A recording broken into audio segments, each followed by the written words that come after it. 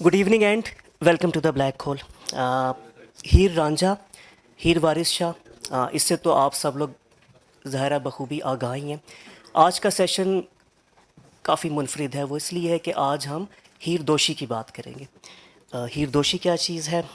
It is आप यूँ कहें कि उस क्लासिकी दास्तान में एक नया ज़ाविया, एक नया पर्सपेक्टिव और एक नया असलूब, जिसको लेकर हाज़िर हुए राना सईद दोशी।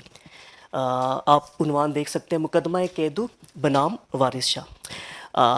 So in one line, it is a poetic defense of Kedu, a character traditionally viewed negatively in the original Heer Ranjha narrative. इसमें काफ़ी दिलचस्प गुफ्तगू होगी। मैं आप लोगों में और अतर ज़िया के बीच में हायल नहीं होना चाहूँगा। मैं सिर्फ नाम ले लेता हूँ। आज हमारे जो शुरकाए गुफ्तगू हैं उनमें एक तो we are very grateful to Rana Saeed Doshi sahab, जो इस किताब के शायर हैं, मुसन्निफ़ हैं, वो ख़ुद मौजूद हैं। उनके साथ होंगे मशकूर अली साहब, आज़म खान साहब और तारक भट्टी साहब। आज के सेशन की मेज़बानी के फ़राइज़ अंजाम देंगे डॉक्टर रविश नदीम। और इस दास्तान में जो ट्विस्ट है या जो एक नया पर्सपेक्टिव है, यानी हीर दोशी के साथ जो हम हाज़िर हुए, उसका थोड़ा सा फ्लेवर देने के लिए हमने अर्ज़ अहमद दी अतर ज़िया को। आप जानते हैं क्लासिकी और गज़ल सिंगर हैं। तो इससे पहले कि इस सेशन के ऊपर बाकायदा गुफ्तगू शुरू हो, हम अतर ज़िया से रिक्वेस्ट करेंगे कि अतर भाई आप हमें थोड़ा सा जो है वो एक जायका चखाएं हीर दोशी के बारे में। आप लोग, हाँ, चूँकि मौसीकी के दौरान तो कोई और शोर बिल्कुल नहीं होना चाहिए, तो प्लीज़ अपने सेल फोन जो है वो साइलेंट कर दें। और वो जो बाकिया सेशन होगा उसके दौरान भी प्लीज़ साइलेंट ही रखिएगा। और गुफ्तगू में जब शरीक होना हो, Q&A सेशन जब ओपन हो, तो आप उसमें शरीक हो सकते हैं गुफ्तगू में। जस्ट रेज़ योर हैंड और माइक्रोफोन अपने हाथ में आने के बाद आप अपनी बात कीजिएगा। दोस्तों, अब आप हैं और हीर दोशी। Thank you.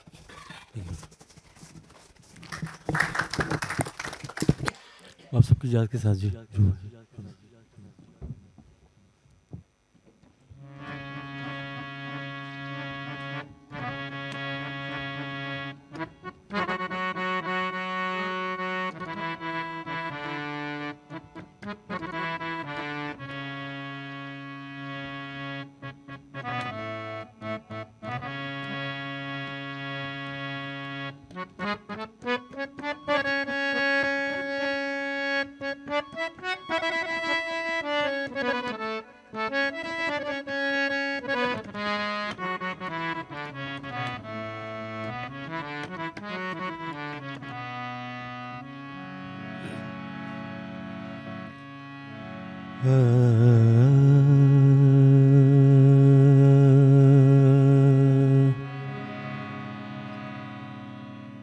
तेरे इल्म ते फन नूं पीर वारस हो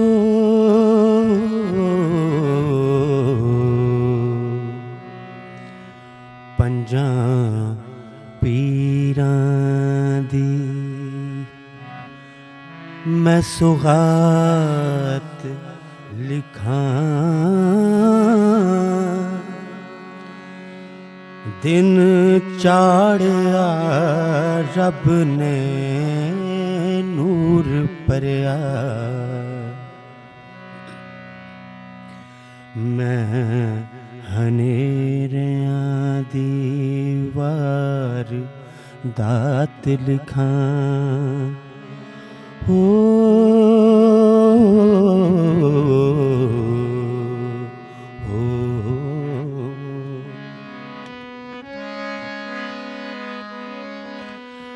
काली स्याही नाल तू सी दिन लिखिया,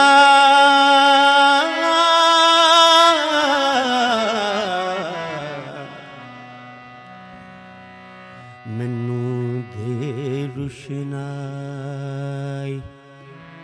मैं रात लिखां।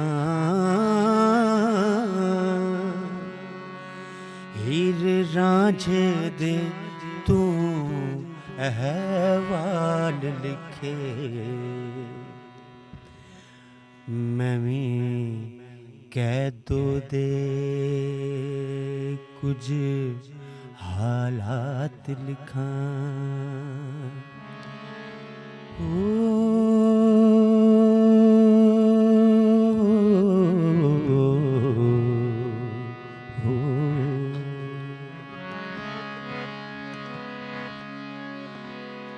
ਤੇਰੇ ਲੇਖ ਚ ਰੱਬ ਨੇ ਜਿੱਤ ਲਿਖੀ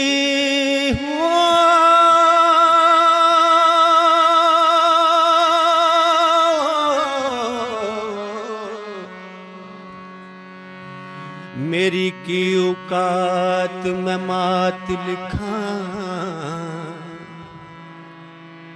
ਪੀਰਾ ਪੂਰ ਨੇ ਪਾਕ ਦੇ ਮੈਨੂੰ ਮੈਂ ਵੀ ਕੋਈ ਉਹ ਨਿਖੜੀ ਬਾਤ ਲਿਖਾਂ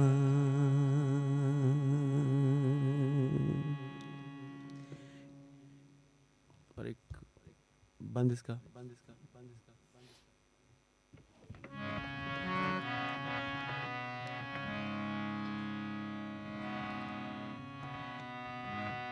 ਤੁਹਾਡੀ ਗੱਲ ਨੂੰ ਅਸੀਂ ਨਹੀਂ ਰੱਦ ਕਰਦੇ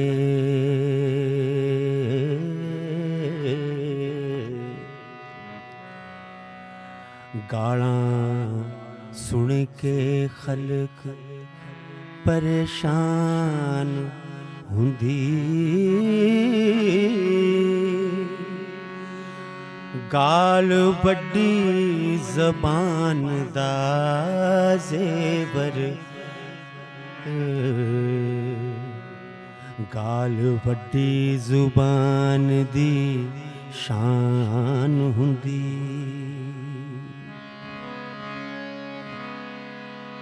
ਗਾਲ ਅਰਬੀ ਦੇ ਵਿੱਚ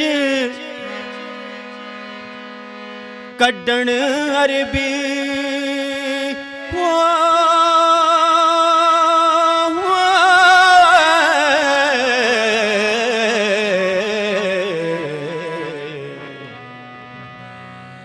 ਗਾਲ ਫਾਰਸੀ ਵਿੱਚ ਈਰਾਨ ਹੁੰਦੀ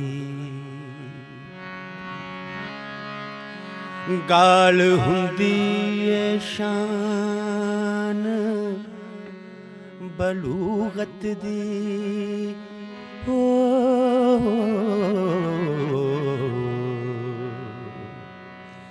ਗਾਲਾਂ ਨਾਲ ਜ਼ੁਬਾਨ ਜਵਾਨ ਹੁੰਦੀ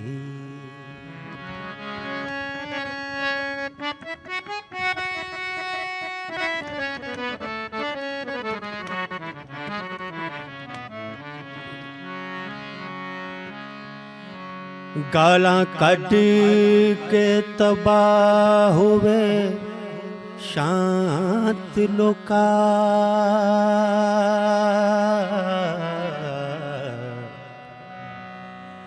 ਐਸੀ ਫਿਤਰਤ ਵਿੱਚ ਇਨਸਾਨ ਹੁੰਦੀ ਗਾਲ ਕੱਢ ਕੇ ਠੰਡ ਜਈ ਪਵੇ ਸੀਨੇ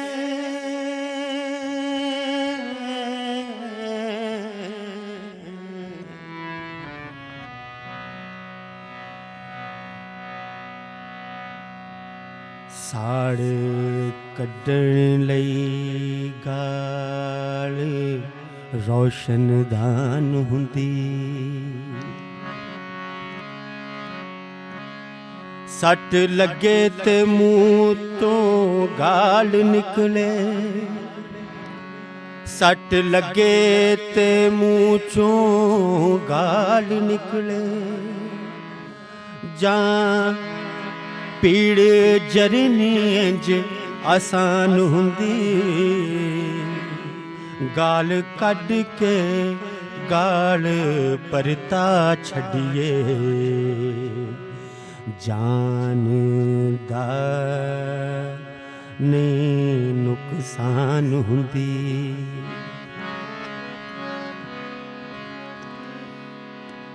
ਵੱਡੀ ਜੰਗ ਤੋਂ ਗਾਲ ਬਚਾ ਲੈਂਦੀ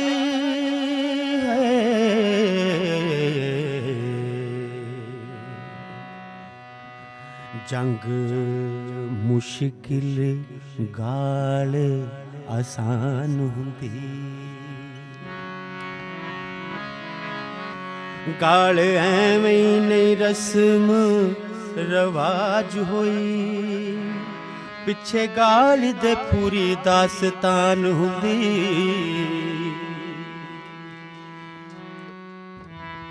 ਕੋਈ ਹੈ ਜਿਨੇ ਕਦੇ ਨਹੀਂ ਗਾਲ ਕੱਢੀ ਬੰਦੇ ਬੰਦੇ ਬੋਦੀ ਵਿੱਚ ਸਮਾਨ ਹੁੰਦੀ ਲਿਸਾ ਦਿਲ ਦਿਲ ਦੇ ਵਿੱਚ ਗਾਲ ਕੱਢੇ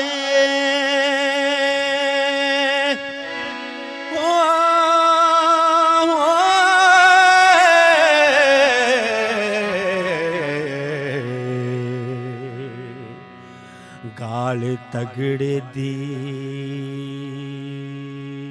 ਅਲਲ ਐਲਾਨ ਹੁੰਦੀ ਪੱਕਾ ਕਰਦੀ ਗਾਲਾਂ ਯਾਰੀਆਂ ਨੂੰ ਗਾਲ ਗਾਲ ਤੇ ਜਿੰਦ ਕੁਰਬਾਨ ਹੁੰਦੀ ਗਾਲਾਂ ਖੂਬ ਸੁਹਾਂਦੀਆਂ ਯਾਰਾਂ ਨੂੰ ਯਾਰੀ ਪਾਕ ਤੇ ਸਾਫ ਜ਼ਬਾਨ ਹੁੰਦੀ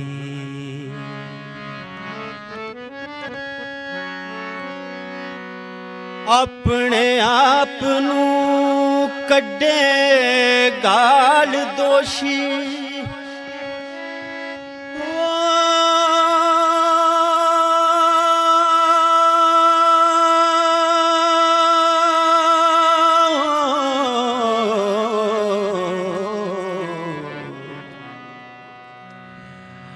ਆਪਣੇ ਆਪ ਨੂੰ ਕੱਢੇ ਗਾਲ ਦੋਸ਼ੀ ਜਦੋਂ ਤਬਾਏ ਦੀ ਸਖਤ ਪਰੇਸ਼ਾਨ ਹੁੰਦੀ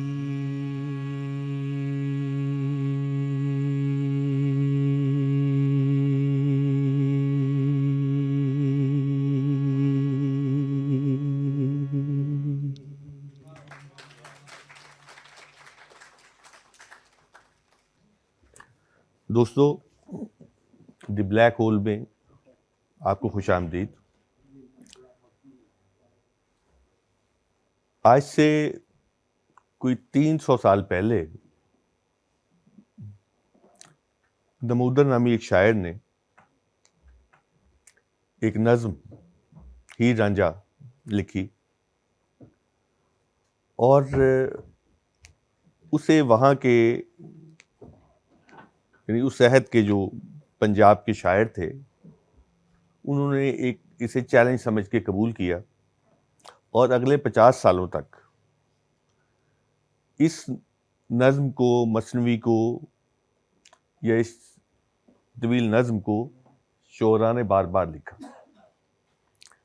اس تخلیقی ارتقاء میں وارث شاہ نامی شاعر نے 1766 میں اس نظم کو ایک ایسی بلندی تک پہنچا دیا کہ 250 سال گزرنے کے باوجود یہ نظم ایک عہد کی بڑی تبدیلی کے باوجود، چاہے فلم ہو، چاہے قصہ ہو، چاہے تھیٹر ہو، چاہے میوزک ہو، چاہے انٹلیکچوئل مباحث ہوں، چاہے پنجاب کی ثقافتی اور تاریخی اور لسانی اور ادبی مناظرے اور مباحث ہوں، آج بھی وارث شاہ کی ہیر کو بنیادی اور مقبول ترین درجہ حاصل ہے. یہ شاہکار پورے پنجاب میں اس قدر مقبول ہوا، اس قدر اس کو قبولیت حاصل ہوئی کہ ہم نے اپنے بچپن میں بھی، جبکہ یہ پنجاب نوبادیاتی جبر اور تقسیم کے جبر سے گزر چکا ہے اور ایک بڑی کایا کلپ پچھلے 150 سال میں ہو چکی ہے، تو ہم نے دیکھا کہ میرے بچپن میں بھی بزرگ جو ہیں صبح نماز کے بعد، قرآن پاک کی تلاوت کے بعد ہیر کی تلاوت جو ہے وہ اپنے اوپر فرض سمجھتے تھے. یہ مقبولیت جو ہے میں نہیں سمجھتا کہ پنجابی کی کسی اور تخلیق کو حاصل ہو سکی. یہ پنجاب کی نمائندہ ترین ایک شعری کاوش ہے جس میں پنجاب بولتا ہے، اور جہاں پر اس کا نام لیا جاتا ہے گویا پنجاب جو ہے وہ ایک آئیکن کی صورت اختیار کر لیتا ہے. یہ جو شاہکار ہے اس کو ایک علامتی حیثیت بھی حاصل ہے. یہ سارا دور قصوں کا دور تھا.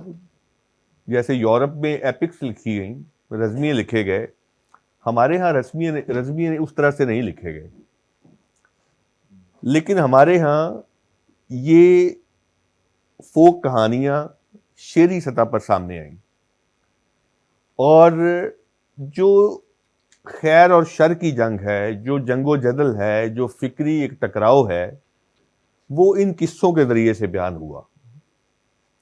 اور یہی قصے قرون وسطیٰ کی بنیادی آئیڈیالوجی کا تعارف بنے اور اس کی تشہیر بنے. جلال پوری نے لکھا ہے کہ ایک عورت کو بطور ہیرو پیش کرنا اور اس طریقے سے پیش کرنا کہ وہ آج کی جدید عورت اور عورتوں کے حقوق کی تحریکوں میں ایک ماڈل خاکے کے طور پر ابھر کر سامنے آئے اور ایک رہنمائی کی ایک سمبل بن جائے، ایسا بہت کم ہوا ہے. لیکن دوستو ہوا یہ کہ جب 1847 میں پنجاب برٹش راج کے انڈر آیا اور اس برٹش راج نے تعلیمی نظام کے ذریعے سے ایک ذہنی کایا کلپ کی، ایک کلونیل ماڈرنزم جو ہے وہ ذہنوں میں انجیکٹ کیا، تو وہیں سے پنجاب کے اندر ایک ڈی کنسٹرکشن بھی شروع ہوئی، زبان کے حوالے سے، ثقافت کے حوالے سے، تاریخ کے حوالے سے، اپنے ہیروز کے حوالے سے. اور یہ اور اردو کی سطح پر بھی ہوئی اور دیگر اور زبانوں میں بھی ہوئی.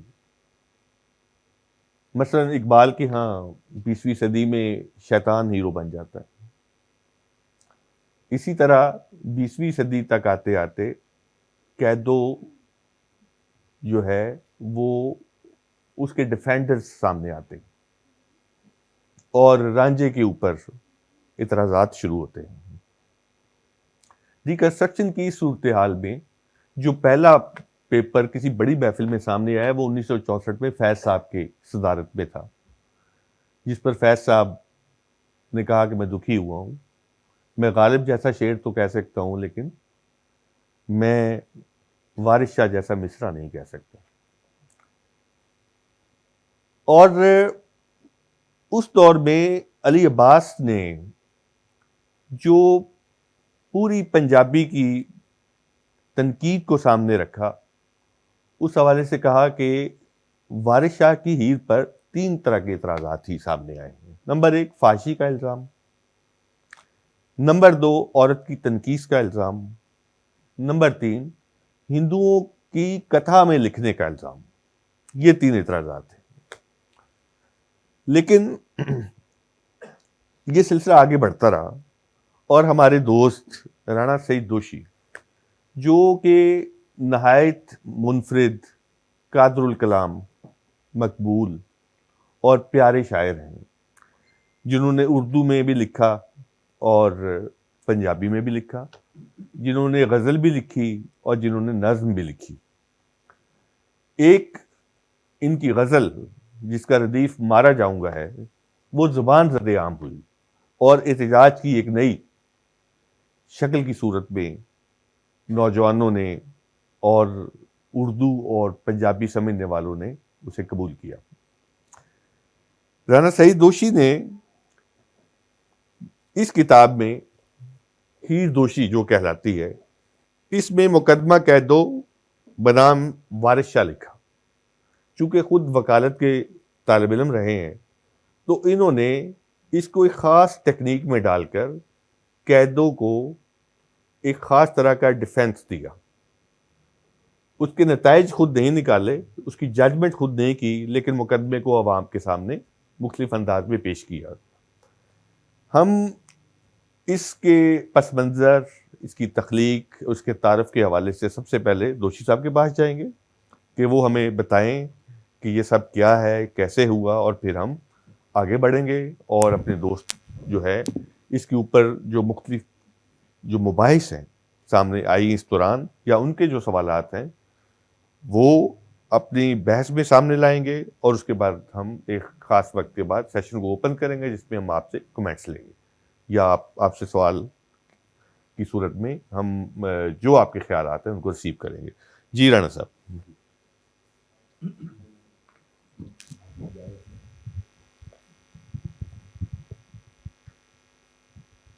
عرض یہ ہے کہ بلا شبہ وارث شاہ کا نام پنجابی ادب میں ایسا ہے کہ جس کا نام لیے بغیر ہم پنجابی شروع نہیں کر سکتے، اور یہ بات میں نہیں کہہ رہا، صدیوں سے یہ بات ثابت ہے۔ اور یہ جو ہیر دوشی، اس میں میں جب ظاہر کہ شاعری کی طرف آیا 1980 کی بات، اور اتفاق سے میرے جو بڑے بھائی امداد آکاش یہاں پہ موجود ہیں، کہ جن کو دیکھ کے، جن کو سن کے مجھے شاعری اچھی لگنے لگی اور میں شاعری کی طرف آیا۔ تو جب ابتدا میں شاعری شروع کی اور مختلف مباحثے ہوئے، لوگوں سے گفتگو ہوئی، تو میں نے فلم دیکھی ہیر رانجھا۔ تو اس کو جب میں نے دیکھا تو میں نے اسے اپنے انداز میں دیکھنے کی کوشش کی۔ تو وہاں پہ گو کہ میں نے اس وقت تک ہیر وارث شاہ نہیں پڑھی تھی، تو اس میں مجھے کچھ جھٹکے سے محسوس ہوئے۔ تو اس کے بعد باقاعدہ میں نے ہیر وارث شاہ پڑھنی شروع کی۔ وہ جب میں پڑھتا گیا تو بہت سارے جمپ تھے وہاں پہ، بلکہ پوری سڑکیں ٹوٹی ہوئی تھی۔ ہیر وارث شاہ کے حوالے سے اتنی میں عرض کرتا چلوں، اگر اس کو خال کے ٹکڑوں میں پڑھا جائے تو وہ واقعی ایک آفاقی چیز لگتی ہے۔ جب آپ اس کے تمام سیاق و سباق کے ساتھ ملا کے اور اس کو ایک اس فن پارے کو جب آپ پڑھتے ہیں تب پتہ چلتا ہے کہ ظاہر ہے کہ تخلیق جو ہے، تخلیق کار، اس میں جو سکم آ سکتے ہیں کسی بھی تخلیق پہ، اور وہ آپ کو نظر آئیں گے۔ تو اس کے ساتھ ساتھ پھر میں نے دمودر، احمد کبھی، مقبل، ان کو پڑھنا شروع کیا۔ تو وہ دیکھا یہاں پہ بالکل کہانی ہی اور طرح کی ہے۔ تو پھر میں امداد بھائی کا ذکر کروں گا۔ ان دنوں میں تو امداد بھائی آیا کرتے تھے، پھلروان بھی آیا کرتے تھے۔ تو جب مصرے کہنے شروع کیے میں نے، تو اس وقت مجھ سے ایک نظم ہو گئی قیدوں کے حق میں، اور پھر میں نے جو اپنے دوست احباب کو سنائی، اور اس کی طرف میں پھر گائے بگائے تھوڑا کچھ ایسا سلسلہ کرتا رہا۔ تو ڈاکٹر ارشد معراج کی شادی تھی پھلروان میں.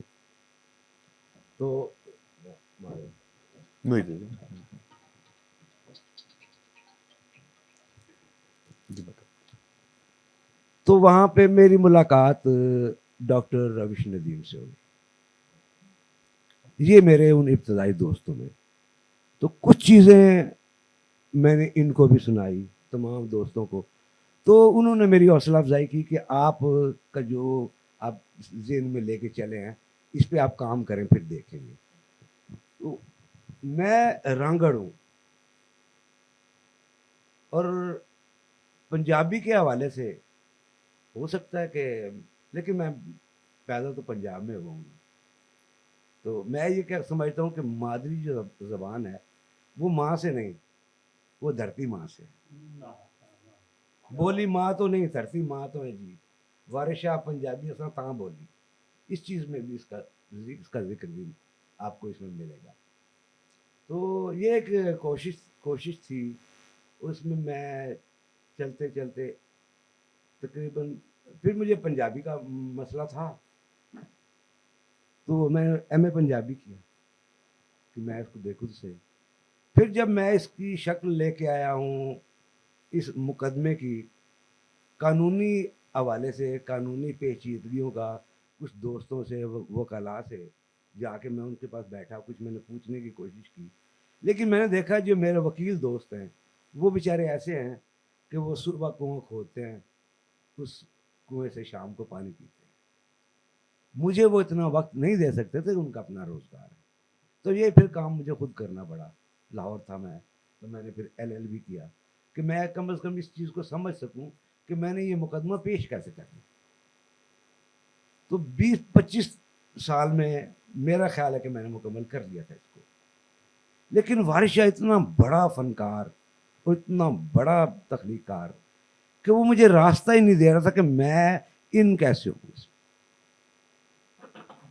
وہ کہ میں اپنے حساب سے وہ مکمل کر چکا تھا.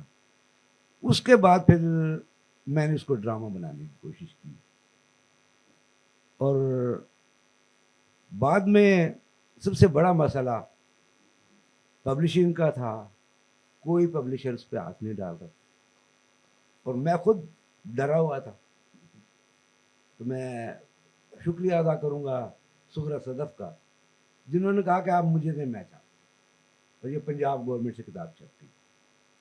کچھ خوف میرا کم ہوا.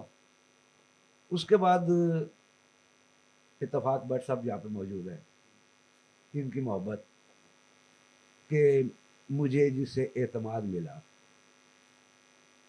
ان کے سبب کتاب لاہور تک پہنچی اور وارث شاہ عالمی ایوارڈ کو ملا. تو مجھے تو ملک میر علی اور قمر زمان یہ میرے ان احباب میں سے ہیں کہ گائے بگائے میری حوصلہ افزائی فرماتے ہیں. اور جب محکمے میں ہمارے طارق بٹی صاحب, ان سے متعدد بار میں مشاورت کرتا رہا, اور ٹیکسلا سے آئے ہوئے ڈاکٹر نذیر انجم اور وحید ناشاد صاحب یہ بھی موجود ہیں, ان کے بھی سامنے یہ سب کچھ ان کی معاونت سے, ان کے تعاون سے, ان کی محبتوں سے, ان کی حوصلہ افزائی سے میں یہاں تک پہنچ پایا ہوں. مجھے خوشی اس بات کی ہے کہ میں اپنے طور پہ میں نے کام مکمل کر لیا.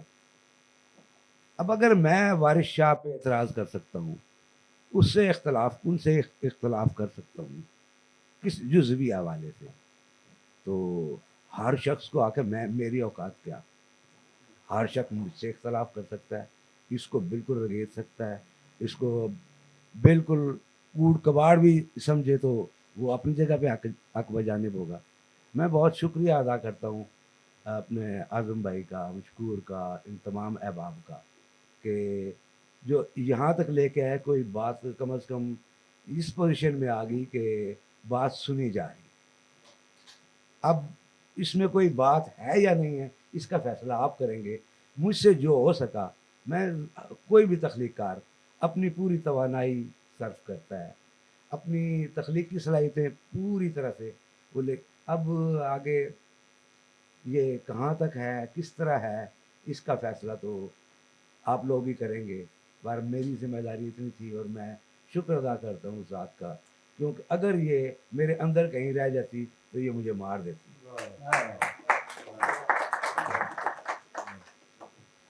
روشی بھائی بہت شکریہ, آپ نے اس کا تخلیقی پس منظر بتایا ہے.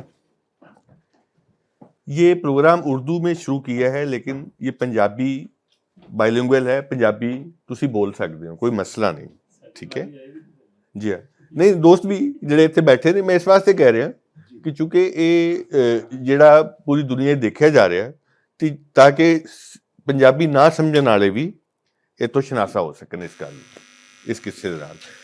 اچھا مجھے تسی یہ دسو رانا صاحب, یہ جڑی اس نظم دی ٹیکنیک ہے وہ تسی انوکھی رکھی ہے, یہ کوئی مثال اردو وچ, کوئی مثال پنجابی چ نہیں ملتی.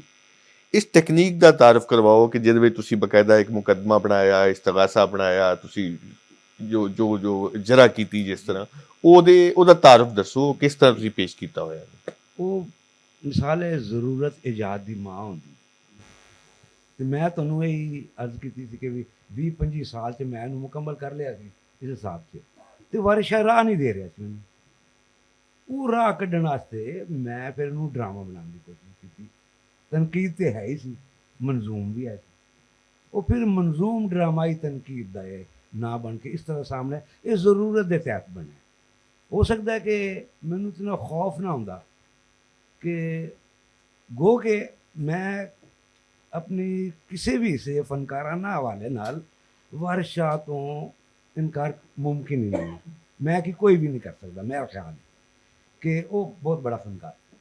تے ایسی جگہ تے ایسے رستے سے جان واسطے کوئی یہ ہوں پرواز کی گل ہے کہ کوشش تو بندہ کرتا ہے کہ میرے کوئی ایسے پر ہون, کچھ بھی نہیں ہوئے گا, کوئی چھج بنے گا, کوئی کچھ کرے گا, اپنی اپنی ٹیکنیک استعمال کرے گا.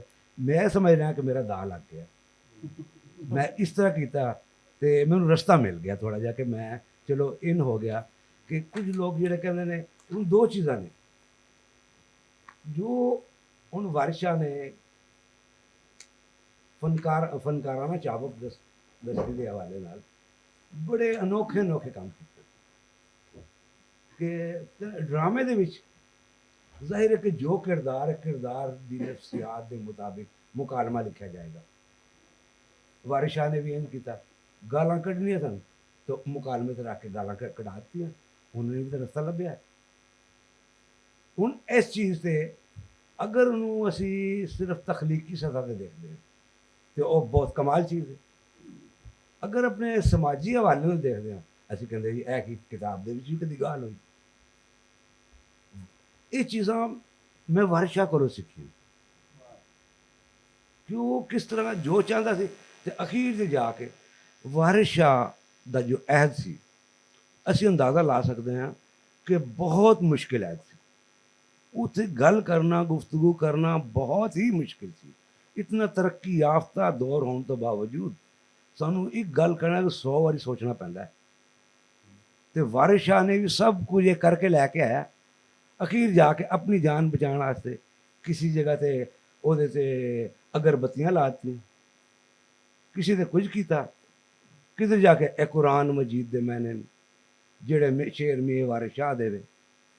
بہرحال یہ ٹیکنیکس نے, وہ مجبوریاں نے, کیونکہ میں اس سٹیج تو گزرے ہاں, مینوں پتہ ہے کہ اس عہد دے وچ میں کتنا مجبور ہاں, کس طریقے نال میں کتنی احتیاط کرنی پئی تے وارث شاہ نوں کتنی احتیاط کرنی پئی. تے وہ ایک بندہ جڑا مسیتاں 'چ رہ رہا, مسیتڑ ہے, جی روٹی بھی باہروں آندی ہے, اتنا وہ ڈپینڈ کر رہا پورے پنڈ والوں تے, تو انہوں دے خلاف کس طرح جا سکتا. انہیں رستے لبھے نے, اس کر کے نکلے ہے, اپنی گل بھی کیتی ہے, لیکن جس جگہ تے ڈال بنانا پیا تو انہیں ڈال بنائی. اس جگہ تے شاید وارث شاہ ہور طرح دا نظر آ رہا ہے, لیکن وہ دا نقصان کی ہویا, یہ جڑا قصہ ہے یہ قصہ نہیں رہا, ادھا تتر تے ادھا بٹیر ہو. یہ چیزاں جڑیاں نے پھر میں بھی کوشش کی ہے کہ جو میں سمجھ آئی میں اس طرح کے سامنے لے آیا.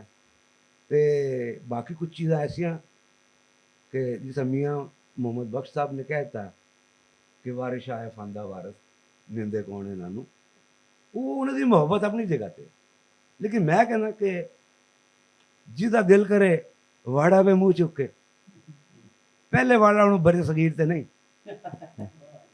وڈے جو آکھن اسی من جائیے، آکھا وڈیاں دا حرف اخیر تے نہیں، جڑا شوب دے کرے انہوں پیر منیے، اسی پیری فقیری دے اسیر تے نہیں، جو بھی جیڑی گل پوچھو گوگل دس چھڑدا ہے، ایدا کی مطلب ہے گوگل پیر تے نہیں۔ واہ یہ آزادی اظہار اپنے طریقے نال ایک منگن دا ڈھنگ ہے، تے جس جگہ تے دا لگدا ہے بندہ انہوں تخلیقی روح دے وچ تخلیقی لبادے وچ لیا کے تے اپنی گل کرنی ہوندی ہے، وہ اگر سلیقے نال ہو جائے میرے خیال اس تو بڑی گل کوئی نہیں۔ اچھا، اس کتاب میں رانا صاحب نے حمدیہ نعتیہ دعائیہ حصہ ہے، پھر توصیفی و تعظیمی حصہ ہے، پھر معاشرتی حصہ ہے، ثالثی و مصالحتی حصہ ہے، شعری و تنقیدی حصہ ہے، عدالتی حصہ ہے، پھر اس کے بعد نکات دعویٰ ہے، اور نکات دعویٰ کے بعد حقائق مقدمہ نو ہے، بحث بر علامت نگاری ہے، اور آخر میں فیصلہ دعویٰ کے قیدو ہے۔ اسی انداز میں انہوں نے فارسی کو استعمال کیا جیسے کہ ہیر میں لکھا گیا ہے۔ مثلا معاشرتی حصے میں کہا ہے گزارشات سعید دوشی در حضور وارث شاہ بابت کہہ دو، یا ثالثی و مصالحتی حصے میں ملاقات و مکالمات مابین وارث شاہ و کہہ دو، یا اسی طریقے سے انہوں نے بحث بر علامت کہ وارث شاہ جواز تراشیدن ہیر وارث شاہ علامتی قصہ، اس طریقے سے اسی انداز میں انہوں نے لکھا ہے اور اس کے مختلف حصوں کو آگے بڑھایا ہے۔ جناب طارق بھٹی صاحب، آپ پنجابی ادب کی بڑی اہم آواز بھی ہیں، اس کے شناسہ بھی ہیں، اس کے لکھنے والے بھی ہیں۔ آپ یہ بتائیے کہ رانا صاحب نے اس میں کیا مقدمہ لڑا ہے، ذرا اس کا تعارف کروا دیں تاکہ بحث ہم آگے بڑھیں۔ بہت شکریہ، اور سعید دوشی صاحب کو بہت مبارک کہ آج ہم ان کی کتاب کے لیے یہاں بیٹھے ہیں، اور ایک بہرحال جو 300 سال، بلکہ یہ اس کا آغاز تو 15ویں صدی میں ہو گیا تھا، 16ویں صدی میں ہمیں دمودر اور احمد قوی اور شاہ جہاں مقبل اور پھر وارث شاہ، اور اس سے پہلے بھی فارسی میں کچھ لکھنے والوں نے اس قصے کو نظم کیا۔ میں یہ سمجھتا ہوں کہ جو کچھ نوجوان بچے بیٹھے ہیں تو ان کے ساتھ کنیکٹ کرنے کے لیے ضروری ہے کہ ہم تھوڑا ان کی ویو لینتھ پہ جا کے بھی بات کریں۔ ایک تو یہ ہے کہ جو ایک بنیادی بات ہے وہ یہ ہے کہ جو دوشی صاحب نے جو مقدمہ جس طرح سے کنسیو کیا ہے، میں پہلے اپنی بات کرنے سے پہلے ایک چیز ان کی ایک تو محبت وارث شاہ کے ساتھ اور ہیر کے ساتھ، ہیر رانجھا کی داستان کے ساتھ بلا شبہ قابل تعریف ہے۔ انہوں نے کچھ 3 دہائیاں اس کہانی کے ساتھ اور اس کی تخلیقی عمل کے ساتھ بتائی ہیں، اور انہوں نے اپنا نقطہ نظر جس کے ساتھ میرا یا روش صاحب کا یا آپ میں سے کسی کا متفق ہونا ضروری نہیں ہے، لیکن ان کی ادبی دیانت اور ان کی جو تخلیقی کمٹمنٹ ہے وہ قابل داد ہے۔ اور اس میں ایک جو مزے کی بات ہے، دوشی صاحب نے مقدمہ قیدوں کا لڑا ہے، لیکن اگر آپ غور سے دیکھیں تو یہ قیدوں کے ساتھ نہیں تھے، یعنی یہ قیدوں کا وکیل تھا مگر یہ اندر سے وارث شاہ کے ساتھ تھا۔ یعنی جب آپ ان کے دلائل دیکھتے ہیں، بیسیکلی جو روش صاحب جدھر دھیان دلا رہے تھے وہ ذرا سامعین کے لیے ضروری ہے کہ انہوں نے جو سٹرکچر رکھا ہے، انہوں نے عدالت میں وارث شاہ پہ قیدوں کی طرف سے مقدمہ دائر کیا ہے، اور قیدوں کے یہ خود وکیل بنے ہیں، اور وارث شاہ خود عدالت میں آ کے اپنا کیس ڈیفینڈ کرتا ہے۔ اب ظاہر ہے چونکہ یہ شاعر ہیں، وارث شاہ کے دلائل بھی انہوں نے ہی سوچے ہیں اور انہوں نے ہی زبان دی ہے، تو میں ایز اے قاری جب پڑھتا ہوں تو جب یہ وارث شاہ کے دلائل دیتے ہیں تو یہ زیادہ توانا ہو جاتے ہیں، زیادہ طاقتور ہو جاتے ہیں، اور ان میں شعری اپج اور زیادہ ہو جاتی ہے۔ تو جب یہ قیدوں کا مقدمہ لڑتے ہیں تو اتنی بلندی اور اتنی بلند آہنگی سے نہیں لڑتے۔ اس کا مطلب ہے کہ کہیں پیچھے، چونکہ ایک شاعر جو ہے نا وہ یہ ہو نہیں سکتا، یہ دوشی صاحب نے بھی ایک ناٹک کیا ہے جیسے ہر بڑا فنکار کرتا ہے کہ بظاہر یہ قیدوں کا مقدمہ لڑ رہے ہیں، لیکن شاید یہ ہمیں شیشہ دکھا رہے ہیں کہ قیدوں کے حق میں یہ دلائل ہیں اور آپ دیکھیں کہ آپ کدھر کھڑے ہوں گے۔ تو انہوں نے بھی ایک بھیس میری نظر میں اپنا وٹایا ہے, کیونکہ شاعر کبھی بھی وقت کے آگے جانے والے دھارے کے برخلاف کھڑا نہیں ہو سکتا. تو یہی وجہ ہے کہ جب وہ وارث شاہ کو ڈیفینڈ کرتے ہیں تو وارث شاہ کی آواز ان کو بالکل ملیا میٹ کر دیتی ہے, اور جگہ جگہ انہوں نے وارث شاہ کے سامنے اپنی عاجزی اور اپنی انکساری کا ذکر کیا. تو یہ تو میں ان کی ایک تخلیقی دیانت کی طرف کرنا چاہ رہا تھا. لیکن دوسرا اہم نقطہ یہ ہے کہ دیکھیں, ایک ہوتی ہے متھ, اور ایک ہوتا ہے لیجنڈ, اور ایک ہوتا ہے تاریخی واقعہ. یہ تین مختلف چیزیں ہیں. جو مائتھالوجی ہے, جس کو اردو میں ہم کیا کہتے ہیں, اساطیر کہتے ہیں, اس کا حقیقت میں واقعہ ہونا ضروری نہیں ہوتا. یعنی وہ پیورلی تخیل کی بنیاد پہ کہانی ہوتی ہے, اور وہ اس کے اپنے معنی, اس کے اپنے علامتی اور تاریخی اور تہذیبی معنی ہوتے ہیں, مگر وہ واقعہ رونما ہونا ضروری نہیں ہے. یہ تو ہے متھ. جو لیجنڈ ہے وہ کہیں نہ کہیں تاریخ میں رونما ہوتا ہے, مگر جب وہ فکشن میں آتا ہے یا فوک میں آتا ہے یا شاعری میں آتا ہے تو وہ تاریخی واقعات کی اس فروزن حقیقتوں سے ماورا ہو جاتا ہے. تو اس پہ تاریخی حقائق اس طرح سے لاگو نہیں ہوتے جیسے ایک عام اخباری واقعے پہ لاگو ہوتے ہیں. تیسری چیز ہوتی ہے تاریخی واقعہ. تو جب کوئی واقعہ لیجنڈ بن کے شعر میں آیا, فوک میں گیا, فوک لور میں گیا, اور صدیوں سے ایک میٹافر بن گیا, اس پہ پھر آپ صحافتی کنٹرول نافذ نہیں کر سکتے.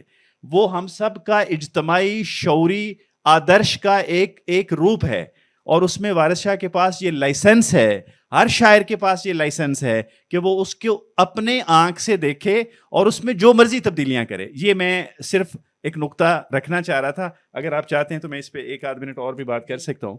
تو بیسیکلی جو دوشی صاحب نے مقدمہ لڑا, انہوں نے ہیر وارث شاہ کے تاریخی حقائق کو ایک بینچ مارک بنا کے تو وارث شاہ کو کٹہرے میں کھڑا کیا. اب وارث شاہ تو تاریخی مقدمے سے کہیں اوپر نکل گیا ہے. وہ واقعہ حقیقت میں ہوا ہے یا نہیں ہوا, یہ اممیٹیریل ہے. یہ اب ہمارے لیے اہم نہیں ہے کہ ہیر تھی یا نہیں تھی, رانجھا تھا یا نہیں تھا, قیدو تھا یا نہیں تھا, قیدو اس کا چچا تھا یا نہیں تھا. یہ چیزیں اب تاریخ کے سپرد ہیں, ان کا ہماری شعری روایت میں کوئی لینا دینا نہیں ہے. میری نظر میں جو ہے وارث شاہ, دیکھیں 18ویں صدی کا وقت ہے. 18ویں صدی کے پنجاب میں وارث شاہ نے ایک قصہ لکھا ہے, اور اس قصے میں اس نے کیا کیا ہے. وائی وارث شاہ از امپورٹنٹ. وائی وارث شاہ اس پنجابیاں واسطے وارث شاہ اسی طرح ہی ہیں جویں روسیاں واسطے پشکن ہے, جویں ایرانیاں واسطے رومی یا فردوسی ہے, جویں انگریزاں واسطے شیکسپیئر ہے. تو کیوں؟ وہی وجہ ہے کہ وارث شاہ نے اس ویلے, میں ایک منٹ وائنڈ اپ کرنے کی کوشش کروں گا, کہ 5 ایسے ادارے نے جہے اس ویلے استحصالی ادارے سن, ایکسپلائٹیٹو انسٹیٹیوشن سن. دیکھو ایک چیز بڑی امپورٹنٹ ہے کہ تسی ایز اے فرد بھی اور ایز اے فنکار بھی جس سمے دے وچ زندہ ہوندے ہو اور جس سماج وچ زندہ ہوندے ہو, تسی او دے وچوں کچھ شیواں قبول کردے ہو, کچھ رد کردے ہو. اینجی ویلا اگے نوں وددا ہے. اے نہیں ہوندا کہ تسی پورے دے پورے آل دوالے نوں نند دیو. یعنی آپ اپنے ارد گرد کی تمام سماجی اور معاشرتی حقیقتوں کو نہیں یعنی ڈسٹ بن میں پھینک سکتے. وارث شاہ نے بھی یہی کیا. اس نے 18ویں صدی کی کچھ اخلاقیات کو پرزرو کیا, کچھ کو اس نے ریجیکٹ کیا. تاریخ نے آنے والے وقتوں میں جو فیصلہ صادر کیا وہ وارث شاہ کے اسی فیصلے پہ کیا کہ اس نے پکڑا کیا اور اس نے چھوڑا کیا. تو مختصراً اس نے پکڑا کیا, اس نے سب سے پہلے, وارث شاہ وہ واحد آدمی ہیں جو پنجاب کے 18ویں صدی کے جاگیرداری اور نیم قبائلی سماج میں ایک عورت کو ہیرو کے طور پہ پینٹ کر رہے. ہیر رانجھا میں ہیرو رانجھا نہیں ہے, ہیرو ہیر ہے ایک چیز. دوسرا طاقتور طبقہ کس کا تھا؟ قاضی کا, اس وقت کے عدالتی نظام کا. اس نے قاضی کو چوک میں لا کے ننگا کر دیا. تیسرا طبقہ تھا امپورٹنٹ ذات پات کا. اس نے ایک یعنی مال ڈنگر اور مجھاں چروان والے نو چودھری دی تھی دا عاشق بنا کے پیش کر دیتا. اس نے رانجھے کو جو کہ چاک میں ہی دا وہ چوچک کی بیٹی کا عاشق بنایا, اور پھر ہیر کو بھی اتنا بلند کیا کہ وہ اس عاشق کے ساتھ اپنا سب کچھ چھوڑ کے چلی گئی.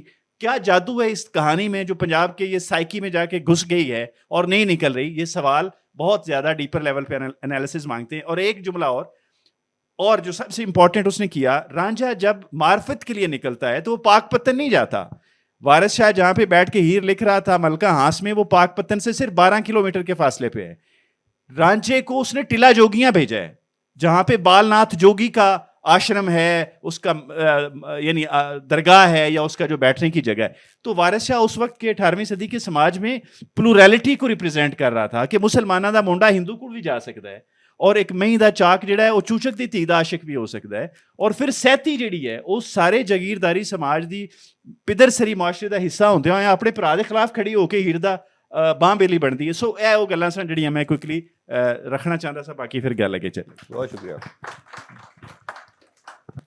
اچھا ایک گل تو ہے کہ یہ پنجاب جڑا ہے یہ ملٹی ریلیجیس رہا ہے. جینی, بدھسٹ, پارسی, سکھ, بعد عیسائی بھی یہ شامل ہو گئے. تو یہ سارے ہیر مقبول ہے. ہیر بنیادی طور پہ صوفیانہ فکر دے اتنے کھڑی ہے, اور وہی وسعت بھی رکھتی ہے جہد سارے مذہب سمو لے جاندے نے. تو یہ پس منظر دے وچ جڑا وحدت الوجودی ایک فکری سٹرکچر ہے وہ والی اٹھان دے رہا کہ پورا سماج یہ اپنی تمام تہواں نال قبول کر لے.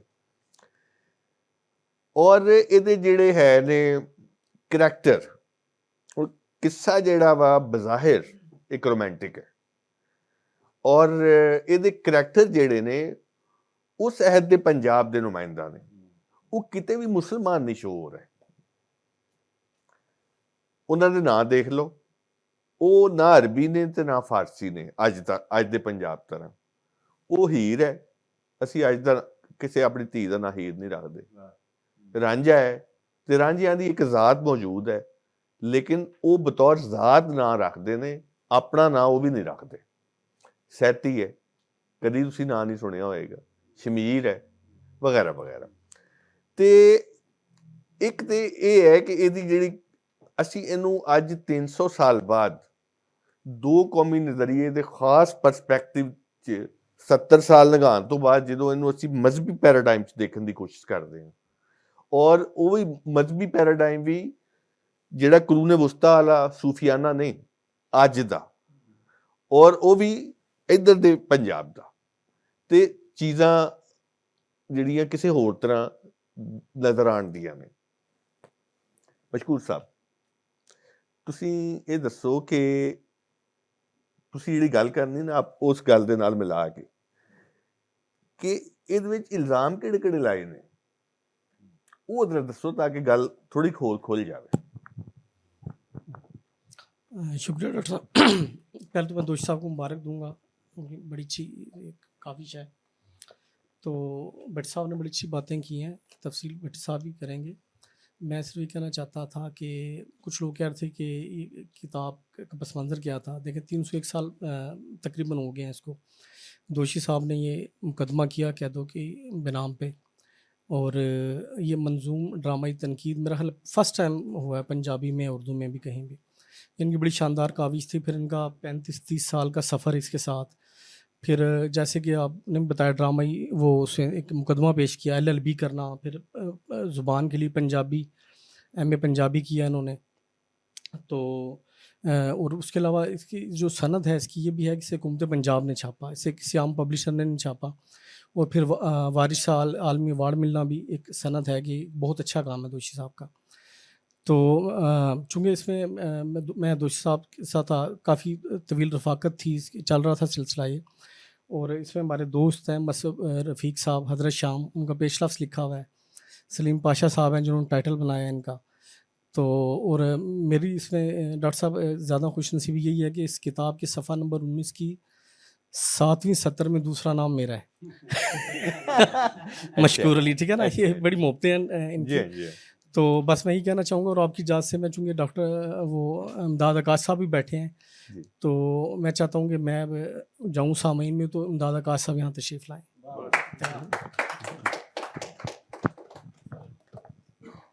ویلکم جناب. امداد عکاس ہمارے جانے پہچانے شاعر اور انجمن ترقی پسند مصنفین کے بنیادی رہنماؤں میں شامل ہیں, اور اپنی غزل کی انتہائی منفرد آواز کے ساتھ یہ جانے جاتے ہیں, اور اپنی شخصیت میں بڑے دبنگ ہیں. تو ظاہر ہے کہ یہاں بھی ان کا وہ انداز میرا خیال رہے گا نا شاہ جی. شاہ جی ذرا بتائیے اس میں چاہ رہا تھا کہ جو قیدوں پر الزامات بھرے ہیں تو وہ ذرا کائنڈلی آپ. اچھا، مجھے یہاں تو بٹھا دیا گیا، لیکن اس کتاب کے حوالے سے میں ڈیزرو ابھی نہیں کرتا کہ یہاں بیٹھ کے بات کر سکوں. اس کی وجہ یہ کہ دوشی نے، میں چند ان پہلے لوگوں میں سے تھا جن کو دوشی نے محبت سے یہ کتاب پیش کی تھی، لیکن بدقسمتی سے میں جب ساؤتھ امریکہ سے ہو کے آیا تو میں ایک انتہائی اذیت ناک اور خطرناک قسم کی بیماری کا شکار ہو گیا، اور 4 مہینے میں جو ہے وہ بستر پہ ہی میں نے گزارے ہیں. تو میں، اور اس دوران صورتحال یہ رہی کہ میری آنکھوں کا بھی مسئلہ ہو گیا تھا، اور اس میں مجھے ڈاکٹرز نے 1 مہینہ تو بالکل اندھیرے کمرے میں رکھا جس میں روشنی بھی نہیں ہو سکتی تھی. تو اب تک میری آنکھ جو ایک ہے وہ ابھی پوری طرح سے روشنی کو برداشت نہیں کرتی. تو میں کتاب کو مکمل طور پر پڑھ نہیں سکا ان کی، کیونکہ وہی صورتحال ہے. لیکن چیدہ چیزیں ایسی ہیں، میں دوشی کو چونکہ اس کے بچپن سے جانتا ہوں، تو میں دوشی کی شخصیت کے حوالے سے اور اس کے فن کے حوالے سے کچھ بات ہاں کر یہ سکتا ہو جائے تو بہت اچھا ہے کہ آپ کو اس میں کیا امپریسو لگا جی، اور کیسے آپ جانتے ہیں. اب چیدہ چیزیں میں نے، چونکہ آج آنا تھا تو میں نے آج کتاب کھول کے کچھ اس کو دیکھا. دوشی باکمال شاعر ہے بنیادی طور پر. آپ نے ان کا ذکر کیا کہ انہوں نے اردو میں لکھا اور پنجابی میں لکھا. انہوں نے روتکی میں بھی کچھ چیزیں جو ہیں وہ اپنی زبان کے اندر لکھی ہوئی ہیں. اور دوشی کا اور میرا ایک دوسری سانجھ یہ ہے کہ ان کے جو چچا تھے وہ شوکت راز صاحب، وہ میرے شاعری کے استاد تھے. اور آپ یہ دیکھیے کہ وہ اس استاد نے مجھ جیسا ایک طالب علم تو پیدا کیا ہی جو ہیر دوشی لکھنے والا رانا سعید دوشی جیسا باکمال شاعر پیدا کیا. پھر ارشد معراج جو ہیں وہ ان کے شاگرد تھے. افضل راؤ تو وہ بھی ان کے شاگرد ہیں. تو یہ ہم جو 4 آدمی ایسے ہیں کہ جو شاید بڑے چھوٹے کا فیصلہ تو وقت میں کرنا ہوتا ہے، لیکن کچھ اعتماد کے ساتھ لکھنے والے اور ایسے لوگ ہم ہیں کہ جنہیں بہرحال یہ اعتماد ضرور ہے کہ ہمیں مصرع لکھنا آتا ہے، شاعری کے بارے میں ہمیں علم ہے کہ شاعری میں کیا ہوتی ہے. اور یہ سارے کا سارا اعجاز ان کے چچا جو شوکت راز ہیں ان کا ہے. انہوں نے ہماری تربیت کی. اور سعید دوشی جو ہے، اس کی جو زبان ہے سب سے زیادہ، اس پہ 2-4 اعتراضات میرے ضرور ہیں. کیونکہ ہمارے یہاں پنجاب میں آپ دیکھیے کہ پنجاب کے جو فوک قصے ہیں ان کی ساری ہیروئنیں جو ہیں وہ بڑی ڈیئرنگ ہیں.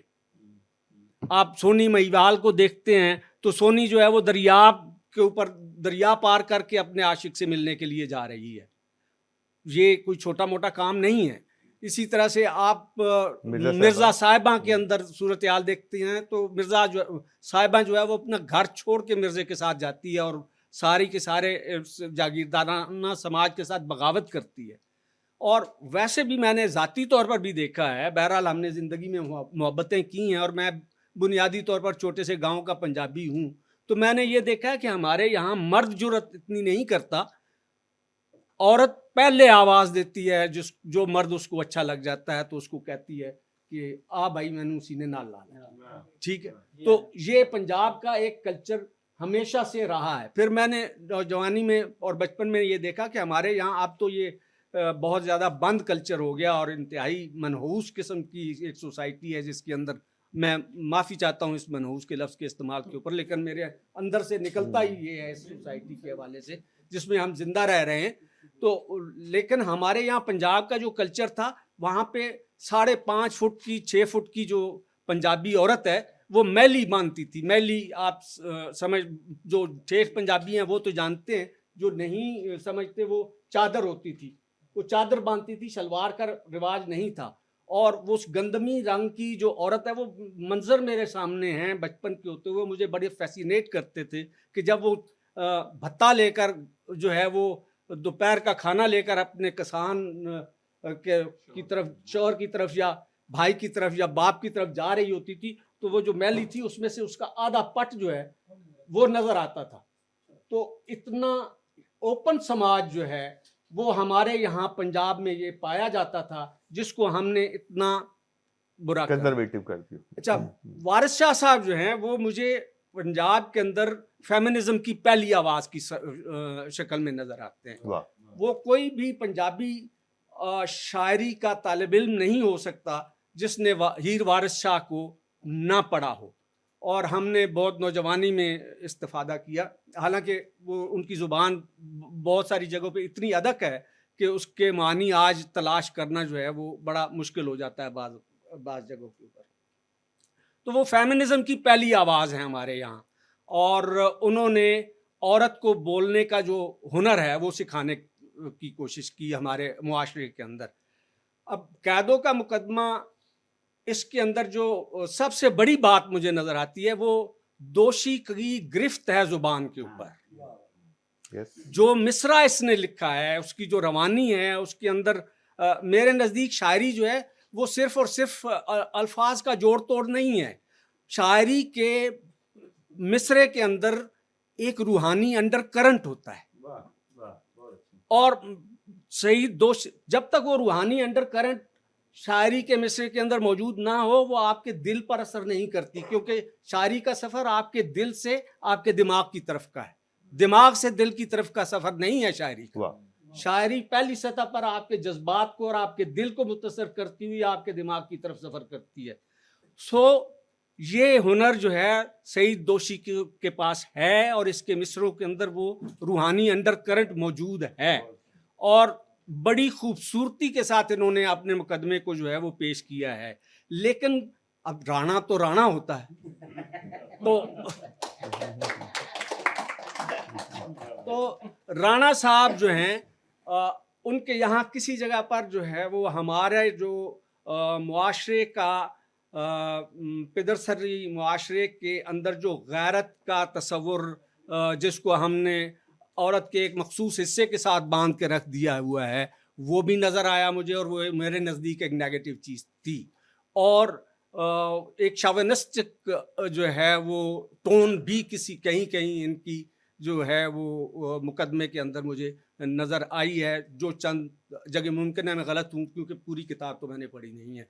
तो ये मेरी कुछ गुजारिशात हैं, लेकिन ये इनका एक बहुत मुनफरिद और बहुत खूबसूरत काम है, और इसके लिए इनको जितनी भी दाद दी जाए वो काफ़ी। वाह, वाह, ये इमदाद साहब ने ये बहुत अच्छी तवज्जो दिलाई है कि एक जो कुदरत कलाम है वो, और फिर एक बड़े जिन के साथ टकराना और उस पर एक नाकदाना नज़र डालना।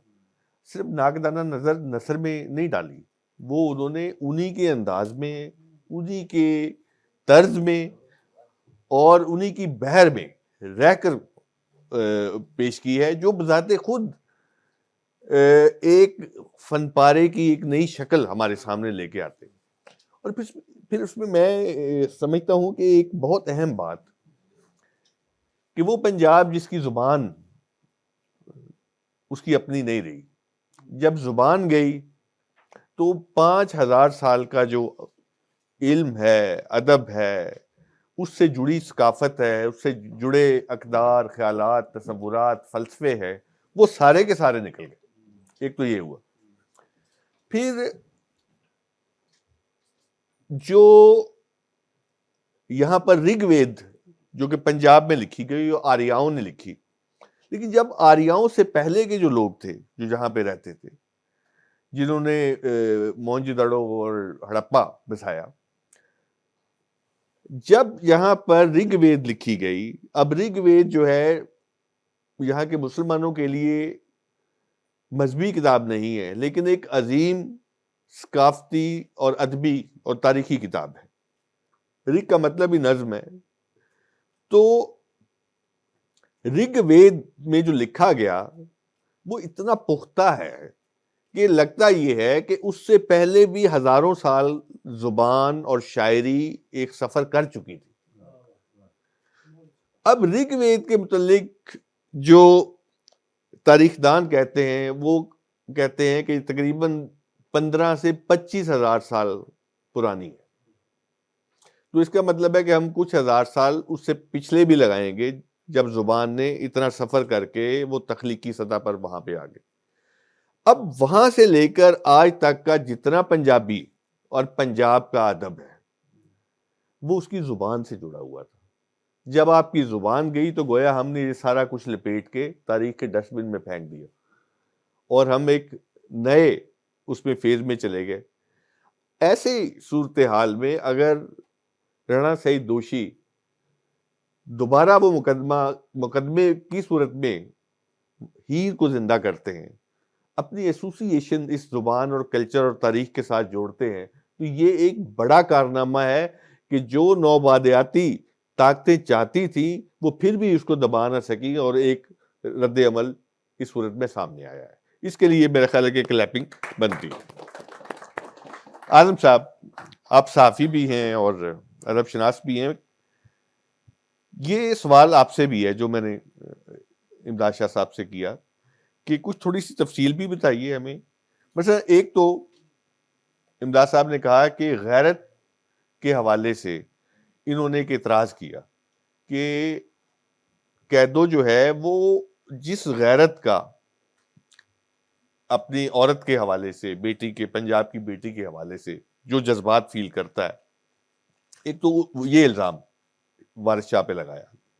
دوسرا گالیوں کے حوالے سے جو کہ اطہر ضیاء صاحب نے یہاں اس کو گا کے بھی سنایا.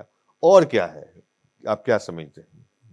بہت شکریہ. پہلے تو آپ نے مجھے یہاں پہ بلایا اور میں نے یہ دیکھا کہ اسٹیج پہ بندہ زیادہ غور سے سنتا ہے جو سامنے بیٹھے لوگ ہوتے ہیں.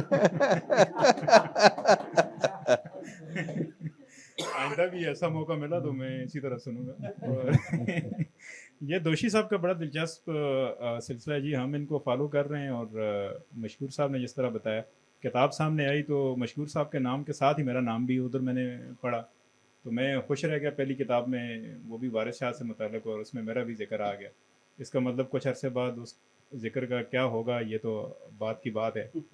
اب میں 21ویں صدی کا جرنلسٹ اور قصہ بتایا گیا کہ یہ 15ویں صدی سے تعلق رکھتا ہے تو پھر انویسٹیگیشن میں نے پھر بھی نہیں چھوڑی اور دوشی صاحب سے چھوٹے چھوٹے سوال کرنا, پھر کرتے کرتے بٹی صاحب تک سلسلہ پہنچ گیا اور پھر اس طرح پنجابی لٹریچر سے جڑے جتنے نام بھی ہیں اور جن سے اتفاق نہیں ہو سکا ان سے بھی آج جس طرح آکاش صاحب مل گئے اور بٹ صاحب سے خیر اچھا خاصا ہے اور پھر نظر آ گئے ہیں تو ان کو بھی اس سلسلے میں تنگ کریں گے کیونکہ سوال اس عرصے میں زیادہ پیدا ہوئے ہیں اور جواب جو ہے وہ دینے والے ضرور ہیں لیکن دور دور ہیں, بکھرے بکھرے ہوئے ہیں. تو دوشی صاحب سے آتے ہوئے بھی میں یہی بات کر رہا تھا کہ وارث شاہ تو اپنی 7 نسلوں کے ساتھ گیا. اب آپ نے یہاں پہ اس میدان میں اگر قدم رکھا ہے تو تنقید کا سامنا تو آپ کو کرنا پڑے گا. سوالوں کے جواب بھی دینے پڑیں گے اور بہت ساری جو چاہے وہ تاریخی حوالے سے ہوں, چاہے میتھولوجی کے حوالے سے ہوں یا وہ فکشن کے حوالے سے ہوں. تو اس لحاظ سے خاص طور پہ جب انہوں نے بتایا کہ میں جا کے وکلا سے بیٹھتا ہوں, کچہریوں کو چکر لگاتا ہوں اور قیدوں کے اور وارث شاہ نے جو مقدمہ جو وارث شاہ سے متعلق یہ تیار کر رہے تھے, اب پہلے تو آپ ہماری کچہریوں کا حال دیکھیں اور ججز کے اوپر جو مقدمات کی بھرمار دیکھیں. مجھے تو تعجب ہوا کہ دوشی صاحب کو کیسے یہ خیال آیا کہ اپنی جوڈیشری سے جا کے کوئی اپنے وکیلوں سے جا کے کوئی مقدمہ تیار کرائیں گے. لیکن یہ جان کے بٹی صاحب کی بات سنی تو خوشی ہوئی کہ وارث شاہ نے بہرحال کسی اپنے دور کے قاضی کو چرائے میں لایا ہے اور لگتا ایسا ہے کہ آج بھی وارث شاہ کا فالوور ہونا اتنا ہی ضروری ہے جتنا 15ویں صدی یا 18ویں صدی میں جتنا ضروری تھا اور جس انداز میں انہوں نے ایشوز کے اوپر قدم اٹھایا ہے. تو ابھی اتفاق ایسا ہوا کہ اب میں خیبر پختونخوا سے اور پنجابی سے اس طرح ظاہر واقفیت تو ضرور ہے لیکن پڑھنے کی حد تک اس طرح نہیں ہے. تو یہ کریڈٹ دوشی صاحب کو جاتا ہے کہ ایک ایسی ڈور پھینکی ہے کہ جس سے ہم بھی کسی نہ کسی طرح متاثر ہوئے. اور میرا بلیو یہ ہے کہ یہ میری پہلی پنجابی ریڈنگ ہے جو میں نے پوری پڑھی ہے اور پھر اس کو سمجھا ہے, تلفظ کو کوشش کیا جاننے کی. اس چیز نے تھوڑا سا مزید اس میں ایک تجسس پیدا ہو جاتا ہے. پھر دمودر اور احمد قوی और मुकबल की तरफ भी फिर थोड़ा सा वो किया। और इस अरसे में मैंने कुछ पंजाबी बोलने की भी प्रैक्टिस की और ਹੁਣ ਇਹ ਮੈਂ ਦੱਸ ਸਕਦਾ ਕਿ ਮੈਂ ਅੱਛੀ ਪੰਜਾਬੀ ਵਿੱਚ ਵੀ ਗੱਲਬਾਤ ਕਰ ਸਕਦਾ ਹਾਂ। ਸਵਾਲਾਤ ਇਸ ਦੇ ਬਿਲਕੁਲ ਹੋ ਸਕਦੇ ਨੇ। ਤੇ ਇਹ ਸਿਲਸਿਲਾ ਮੈਂ ਹੁਣ ਜਿਹੜਾ ਉਧਰ ਬਹਿ ਕੇ ਜਿਹੜਾ ਨਾ ਸੁਣਾਂਗਾ। ਔਰ ਸਵਾਲ ਇਹ ਅੱਛੀ ਗੱਲ ਹੈ ਕਿ ਸਵਾਲਾਤ ਦਾ ਜਿਹੜਾ ਇੱਥੇ ਮੌਕਾ ਦਿੱਤਾ ਜਾ ਰਿਹਾ ਔਰ ਆਜ਼ਾਦੀ ਇਜ਼ਹਾਰ ਰਾਏ ਜਿੱਥੇ ਸਾਡਾ ਵੀ ਦਾਂ ਲੱਗਦਾ ਉੱਥੇ ਅਸਾਂ ਵੀ ਲਾ ਲੈਂਦੇ ਹਾਂ ਦੋਸ਼ੀ ਸਾਹਿਬ, ਤੇ ਜਿੱਥੇ ਨਹੀਂ ਲੱਗਦਾ ਉੱਥੇ ਅਸਾਂ ਕਹਿੰਦੇ ਹਾਂ ਵਤਨ ਦੇ ਸਜੀਲੇ ਜਵਾਨੋ। ਤੇ ਇਹ ਵੀ ਨਗਮੇ ਚੁਰਾਣੇ ਪੈਂਦੇ ਨੇ। ਤੇ ਇਸ ਦੇ ਨਾਲ ਜੀ ਮੈਂ ਇਤਫਾਕ ਭੱਟ ਸਾਹਿਬ ਨੂੰ ਵੀ ਇਹ ਰਿਕੁਐਸਟ ਕਰਾਂਗਾ ਕਿ ਅਸਾਂ ਉਧਰ ਬਹਿ ਕੇ ਸੁਣਦੇ ਰਹਾਂਗੇ ਹੁਣ ਡਾਕਟਰ ਸਾਹਿਬ, ਤੇ ਜਿਹੜੇ ਸਵਾਲ ਹੋਣਗੇ ਉਹ ਵੀ ਜ਼ਰੂਰ ਰਿਕੁਐਸਟ ਕਰਕੇ ਅਸਾਂ ਸਵਾਲ ਵੀ ਕਰਾਂਗੇ। ਤੇ ਭੱਟ ਸਾਹਿਬ ਹੁਣ ਮੇਰੀ ਜਗ੍ਹਾ ਤੇ ਆਉਣ ਔਰ ਜਿਹੜੇ ਇਲਮੀ ਨੋਈਅਤ ਦੇ ਔਰ ਅਦਬੀ ਨੋਈਅਤ ਦੇ ਔਰ ਅਵਾਰਡ ਤੱਕ ਦੀ ਜਿਹੜੀ ਸਾਜ਼ਿਸ਼ ਹੈ ਉਸ ਦੇ ਬਾਰੇ ਨਾਲ ਵੀ ਜਿਹੜਾ ਨਾ ਇੱਕ ਰੋਸ਼ਨੀ ਪਾਉਣ। जी भट्ट साहब आज तशरीफ लाए। इत्फाक भट्ट साहब, पंजाबी की तरक्की, इसके फैलाव के हवाले से इनकी बड़ी खिदमात हैं। पंजाबी में शायरी करते हैं और हमारे जाने पहचाने दानिश्वर हैं। जनाब भट्ट साहब, ये लीजिए माइक्रोफोन। नहीं, वो आपका माइक यहाँ भी होगा ना तो वो कंप्यूटर पे नहीं जाएगा, वो कोई सुन नहीं सकेगा उसको, ये इसकी मजबूरी है। ਅੱਛਾ ਜੀ, ਪਹਿਲੀ ਤੇ ਮੇਰੇ ਵਾਸਤੇ ਬੜੀ ਮਾਣਯੋਗ ਗੱਲ ਕਿ ਬਲੈਕ ਹੋਲ ਵਾਲਿਆਂ ਸਾਡੇ ਪੰਜਾਬੀਆਂ ਵੱਲ ਗੌ ਕੀਤਾ ਔਰ ਸਾਨੂੰ ਸੱਦਾ ਦਿੱਤਾ ਔਰ ਅਸੀਂ ਇੱਥੇ ਆਏ। ਤੇ ਮੈਂ ਉਹਨਾਂ ਦਾ ਬੜਾ ਹੀ ਮਸ਼ਕੂਰ ਹਾਂ ਤੇ ਉਹਨਾਂ ਨੂੰ ਕਹਿਣਾ ਸਾਨੂੰ ਯਾਦ ਰੱਖਣਾ, ਇਹ ਸਈਦ ਦੋਸ਼ੀ ਦੀ ਕਿਤਾਬ ਤੋਂ ਬਾਅਦ ਵੀ ਯਾਦ ਰੱਖਣਾ। ਅਸੀਂ ਇੱਥੇ ਹੀ ਹਾਂ, ਇੱਥੇ ਹੀ ਵਸਦੇ ਹਾਂ ਔਰ ਸਾਡਾ ਦਿਲ ਕਰਦਾ ਕਿ ਅਸੀਂ ਮਾਂ ਬੋਲੀ ਪੰਜਾਬੀ ਵਾਸਤੇ ਪੰਜਾਬ, ਪੂਰੇ ਪੰਜਾਬ ਦੇ ਅਟਕ ਤੋਂ ਲੈ ਕੇ ਤੇ ਖਾਨਪੁਰ ਤੱਕ ਪ੍ਰੋਗਰਾਮ ਅਸੀਂ ਕਰੀਏ। ਜਿਤਨੀਆਂ ਬੋਲੀਆਂ, ਜਿਤਨੇ ਲਹਿਜੇ, ਜਿਤਨੇ ਲੋਕ ਬਸੇਰ ਨੇ ਉਹ ਸਾਰੇ ਬਲੈਕ ਹੋਲ ਦਾ ਹਿੱਸਾ ਬਣਨੇ ਚਾਹੀਦੇ। ਸਾਰਿਆਂ ਨੂੰ ਇੱਥੇ ਮੌਕਾ ਮਿਲਣਾ ਚਾਹੀਦਾ। ਖਾਨਪੁਰ ਤੋਂ ਅੱਗੇ ਜਿਹੜਾ ਹੋਕੀ ਤੱਕ ਚਲੇ ਅੱਛਾ ਚਲੋ। ਤੇ ਡਾਕਟਰ ਰਵਿਸ਼ ਸਾਹਿਬ जी ਗੱਲ ਜਿੱਥੋਂ ਤੁਸੀਂ ਮੁੱਢ ਤੋਂ ਸ਼ੁਰੂ ਕੀਤੀ ਕਿ ਵਾਰਿਸ ਸ਼ਾਹ ਲਿਖੀ ਗਈ, ਹੀਰ ਲਿਖੀ ਗਈ, ਬਲਕਿ ਵਾਰਿਸ ਸ਼ਾਹ ਤੇ ਮਤਲਬ ਬਾਅਦ ਅਗਰ ਅਸੀਂ ਕਦੇ ਖੋਜ ਕਰੀਏ ਨਾ, ਜਿਤਨੀ ਮਰਜ਼ੀ ਪਰਖ ਪਰਚੋਲ ਕਰ ਲਈ, ਜਿਤਨੇ ਮਰਜ਼ੀ ਵੇਰਵੇ ਕਰ ਲਈਏ ਹੀਰਾਂ ਦੇ, ਅੱਜ ਜਿਹੜੀ ਸਾਡੇ ਸਾਹਮਣੇ ਆਉਂਦੀ ਨਾ, ਜਿੰਨੇ ਵੀ ਵੱਡੇ ਨਾਂ ਹੋਏ, ਜਿੱਡੇ ਸਰਨਾਮੇ ਹੋਏ, ਗੱਲ ਉਹ ਹੀਰ ਵਾਰਿਸ ਸ਼ਾਹ ਦੀ ਆ ਕੇ ਕਰਦੇ ਨੇ। ਹੀਰ ਦੀ ਕਿਸੇ ਨੇ ਇਕੱਲੀ ਗੱਲ ਨਹੀਂ ਕੀਤੀ, ਹੀਰ ਦਾ ਨਾਂ ਲੈ ਕੇ ਉਹ ਭਾਵੇਂ ਅੱਲਾ ਦਿੱਤਾ ਤਰੀਗੜ ਹੋਇਆ, ਭਾਵੇਂ ਮੀਆਂ ਆਜ਼ਮ ਹੋਇਆ, ਉਸ ਤੋਂ ਇਲਾਵਾ ਅੱਡ ਜਿੰਨੇ ਵੀ ਲੋਕ ਹੋਏ ਆਰ ਦੇ ਜਾਂ ਪਾਰ ਦੇ, ਜਿਨ੍ਹਾਂ ਨੇ ਹੀਰ ਦੇ ਕਿੱਸੇ ਲਿਖੇ, ਇੱਕ ਉਹਨਾਂ ਨੇ ਲਿਖਿਆ ਕਿੱਸਾ ਹੀਰ ਵਾਰਿਸ ਸ਼ਾਹ ਨਾਲ। ਵਾਰਿਸ ਸ਼ਾਹ ਉਹਨਾਂ ਨੂੰ ਇਹ ਪੁਚੇਚ ਉਹਨਾਂ ਦਾ ਨਾਂ ਹੈ ਕਿ ਉਹਨਾਂ ਦਾ ਉਹਦੇ ਨਾਲ ਜੁੜ ਗਿਆ ਔਰ ਜੋੜ ਦਿੱਤਾ। ਤੇ ਇਹ ਸਾਡੇ ਵਾਸਤੇ ਤੇ ਫਿਰ ਵਾਰਿਸ ਸ਼ਾਹ ਇੱਕ ਐਸੀ ਕਿਤਾਬ, ਇੱਕ ਐਸਾ ਨੁਸਖਾ, ਮੇਰੇ ਗੁਰੂ ਜਿਹੜੇ ਨੇ ਇਮਦਾਦ ਕਾਸ਼ਰੀ ਬੈਠੇ ਨੇ ਕਿ ਤੁਸੀਂ ਲਿਖੀ ਗਈ ਉਹ ਇੱਧਰ ਲਹਿੰਦੇ ਪੰਜਾਬ ਵੱਲ ਹੈ ਤੇ ਕਿਧਰ ਦੂਸਰੇ ਪਾਸੇ ਗੋ ਕਰਕੇ ਧਿਆਨ ਮਾਰੋ ਚੜ੍ਹਦੇ ਪੰਜਾਬ ਵੱਲ ਕੀ ਹੋ ਰਿਹਾ। ਕਦੀ ਕਿਸੇ ਨੇ ਅਦਾਲਤ ਵਿੱਚ ਕਿਸੇ ਨੇ ਕਸਮ ਸਹੁੰ ਦੇਣੀ ਹੈ ਨਾ ਤੇ ਉਹ ਵਾਰਿਸ ਸ਼ਾਹ ਦੀ ਕਸਮ ਚੁੱਕ ਰਿਹਾ, ਹੀਰ ਦੀ ਕਸਮਾਂ ਦੇ ਰਿਹਾ। ਕਿਸੇ ਨੇ ਜਾ ਕੇ ਕਿਧਰੇ ਅਲਫ ਲੈਣਾ ਨਾ ਤੇ ਉਹ ਕਹਿੰਦਾ ਜੀ ਮੇਰੇ ਕੋਲੋਂ ਅਲਫ ਲੈਣਾ ਜੇ ਨਾ ਤੇ ਮੈਂ ਹੀਰ ਦੇ ਉੱਤੇ ਦੇਵਾਂਗਾ। ਮਤਲਬ ਇਹ ਇਸ ਕਿਤਾਬ ਦੀ ਪਪੂਲੈਰਿਟੀ ਹੋਏ ਦੇ ਵੱਡੇ ਹੁੰਦਾ, ਇਹ ਜਿਹੜਾ ਕਮਾਲ ਗੱਲ ਹੈ। ਹਾਂ, ਗੱਲ ਰਹਾ ਸਈਦ ਦੋਸ਼ੀ ਦੀ। ਸਈਦ ਦੋਸ਼ੀ ਯਾਰ ਅੱਛੇ ਸ਼ਾਇਰ, ਅਸੀਂ ਮਾਰਾ ਜਾਊਂਗਾ ਪਤਾ ਨਹੀਂ ਕਦੋਂ ਮਾਰਿਆ ਜਾਣਾ ਇਹਨੇ, ਲੇਕਿਨ ਉਹ ਬੜੇ ਲੋਕ ਇਹਨੂੰ ਮਾਰਨ ਦੇ ਚੱਕਰ ਸਹੀ ਗੱਲ ਹੈ ਫਿਰਦੇ ਨੇ ਪਏ। ਤੇ ਤੁਹਾਡੇ ਲੋਕਾਂ ਨਾਲ ਬੈਠਣਾ ਮੇਰੇ ਵਾਸਤੇ ਮਾਣਯੋਗ ਗੱਲ। ਮੈਂ ਸਈਦ ਦੋਸ਼ੀ ਦੀ ਗੱਲ ਸੁਣਾਵਾਂ, ਕਰਨਲ ਸਾਹਿਬ ਬੈਠੇ, ਕਿ ਇਹਨਾਂ ਨੇ ਕੰਮ ਪਤਾ ਛੋਟਾ ਜਿਹਾ ਕੰਮ ਨਹੀਂ, ਇਹ ਤੀਲੀ ਲਾਈ ਇਹਨਾਂ ਨੇ। ਮਤਲਬ ਨਾ ਸਮਝੋ ਕਿ ਚੁੱਪ ਕਰ ਜਾਣਾ, ਨਿੱਕੀ ਜਿਹੀ ਕਿਤਾਬ ਹੈ ਬੰਦ ਹੋ ਗਈ, ਇਹਨਾਂ ਨੇ ਉਹ ਚੁਆਤੀ ਜਿਵੇਂ ਸੀ ਕਹਿੰਦੇ ਉਹ ਲਾਈਨਾ ਹੀ ਨਹੀਂ। ਡਾਕਟਰ ਰਵਿਸ਼ ਸਾਹਿਬ ਇਸ ਕਿਤਾਬ ਨਾਲ ਹੀਰ ਦੋਸ਼ੀ ਦੇ ਨਾਲ ਉਹ ਅੱਗ ਲੱਗੀ, ਹਾਲੇ ਤੇ ਇਹਦੇ ਤੇ ਅੱਗੇ ਕੰਮ ਹੋਣਾ। ਇਹਨਾਂ ਨੂੰ ਲੋਕਾਂ ਲੱਭਦੇ ਫਿਰਦੇ ਡੰਡੇ ਫੜ ਕੇ, ਉਹ ਯਾਰ ਸਹੀ ਦੋਸ਼ੀ ਕਿਹੜਾ। ਮੈਂ ਮੇਰਾ 10 ਕੁ ਸਾਲ ਹੋਏ ਇੱਕ ਕਿਤਾਬ ਆਈ। ਚਲੋ ਇਹਨਾਂ ਨੇ ਕੀ ਕੀਤਾ, ਇਹਨਾਂ ਨੇ ਉਹ ਲੱਸੀ ਜਿਹੜੀ ਰਿੜਕੀ ਸੀ ਨਾ ਉਹਦੇ ਤੇ ਉਹ ਪੋਣੀ ਮਾਰ ਕੇ ਨਾ ਉਹ ਜਿਹੜੀ ਸੀ ਕੱਪੜ ਛਾਣ ਕਰਕੇ ਛਿੱਡੀ ਬਾਹਰ ਸੁੱਟ ਦਿੱਤੀ। ਇਹ ਦੱਸੋ ਕਿ ਅਗਰ ਕੈਦੋ ਤੁਹਾਡੇ ਸਾਹਮਣੇ ਆ ਜਾਏ ਔਰ ਤੇ ਤੁਸੀਂ ਉਹਨੂੰ ਕੀ ਕਹੋਗੇ ਕਿ ਉਹਨੇ ਕੀ ਕੀਤਾ ਹੈ ਐਸਾ ਕਿ ਤੁਸੀਂ ਜਨਾਬ ਜੀ ਇੱਕ ਕਿਤਾਬ ਕੱਢ ਮਾਰੀ ਏਡੀ ਵੱਡੀ।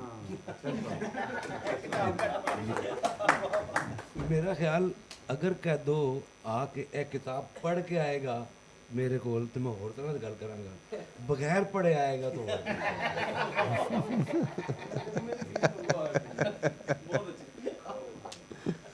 ਤੇ ਬਾਕੀ ਐਵੇਂ ਕਿ ਜਿਸ ਤਰ੍ਹਾਂ ਮੈਂ ਆਖਰੀ ਹਿੱਸੇ ਦੀ ਚੀਜ਼ ਕੈਦੋ ਆਖਰ 'ਚ ਮੈਨੂੰ ਮਿਲਿਆ, ਮੈਂ ਉੱਥੇ ਕਹਿ ਦਿੱਤਾ ਕਿ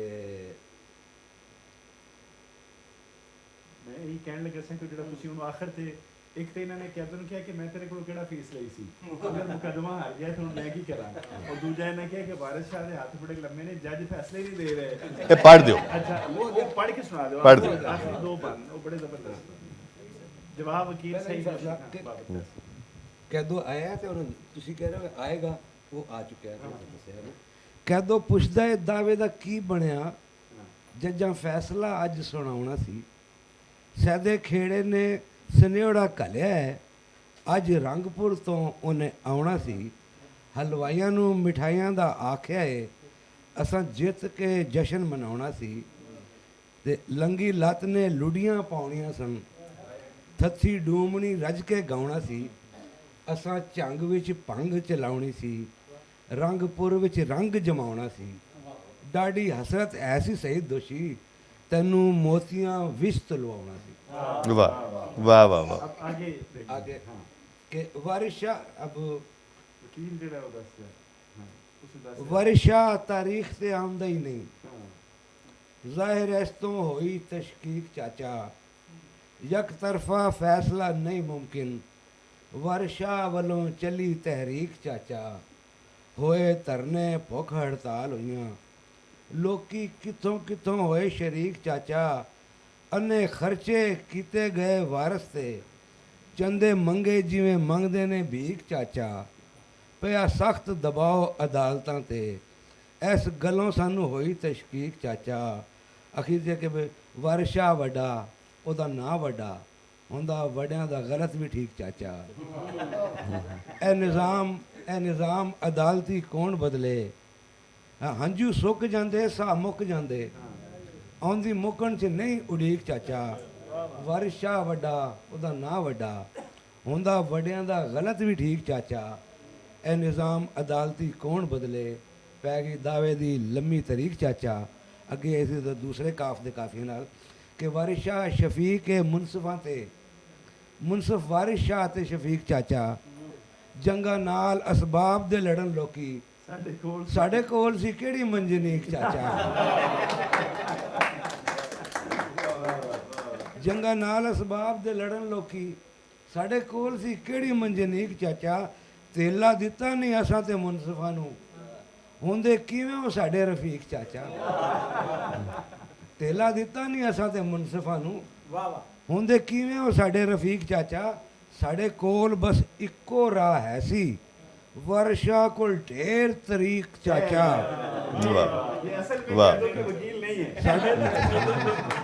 ਸਾਡੇ ਕੋਲ ਬਸ ਇੱਕੋ ਰਾਹ ਹੈ ਸੀ, ਵਰਸ਼ਾ ਕੋਲ ਢੇਰ ਤਰੀਕ ਚਾਚਾ, ਕਈਆਂ ਮੁਨਸਫਾ ਦਾਵਾ ਤਸਲੀਮ ਕੀਤਾ, ਸਾਡੇ ਸਿਦਕ ਦੀ ਹੋਈ ਤਸਦੀਕ ਚਾਚਾ, ਜਿਹੜੇ ਪਿਆਰ ਦਾ ਵੈਰੀ ਤੈਨੂੰ ਸਮਝਦੇ ਸਨ, ਹੋਏ ਖੁਸ਼ ਤੈਨੂੰ ਮੰਨ ਕੇ ਰਫੀਕ ਚਾਚਾ।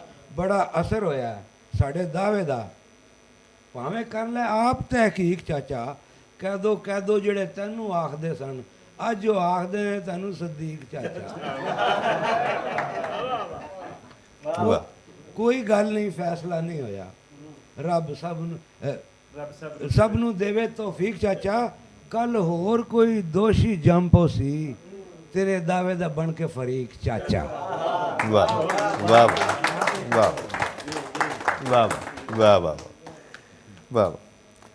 ਤੇ ਤਾਰਿਕ ਭੱਟੀ ਸਾਹਿਬ, ਇਹ ਜਿਹੜਾ ਚੂँਕਿ ਪੰਜਾਬ ਦੇ ਨੁਮਾਇੰਦੇ ਬਣੇ ਨੇ ਆਪਣਾ ਵਾਰਿਸ ਸ਼ਾਹ ਸਾਹਿਬ, ਤੇ ਜਿਹੜਾ ਪੰਜਾਬ ਹੈ ਉਹ ਇੱਕ ਤੇ 1707 ਦੇ ਵਿੱਚ ਜਦੋਂ ਔਰੰਗਜ਼ੇਬ ਆਲਮਗੀਰ ਮਰਿਆ, ਔਰ 1761 ਦੇ ਵਿੱਚ ਜਦੋਂ ਨਾਦਰ ਸ਼ਾਹ ਅਹਿਮਦ ਸ਼ਾਹ ਅਬਦਾਲੀ ਦਾ ਹਮਲਾ ਹੋਇਆ, ਇਹ 50 ਸਾਲ ਬਣਦੇ ਨੇ, ਤੇ ਇਹਨਾਂ 50 ਸਾਲਾਂ 'ਚ ਹੀ ਪੰਜਾਬ ਜਿਹੜਾ ਹੈ ਐਡਾ ਮਜ਼ਬੂਤ ਸੀ, ਉਹ ਬਿਲਕੁਲ ਜ਼ਵਾਲ ਦੀ ਆਖਰੀ ਹੱਦ 'ਤੇ ਚਲਾ ਗਿਆ।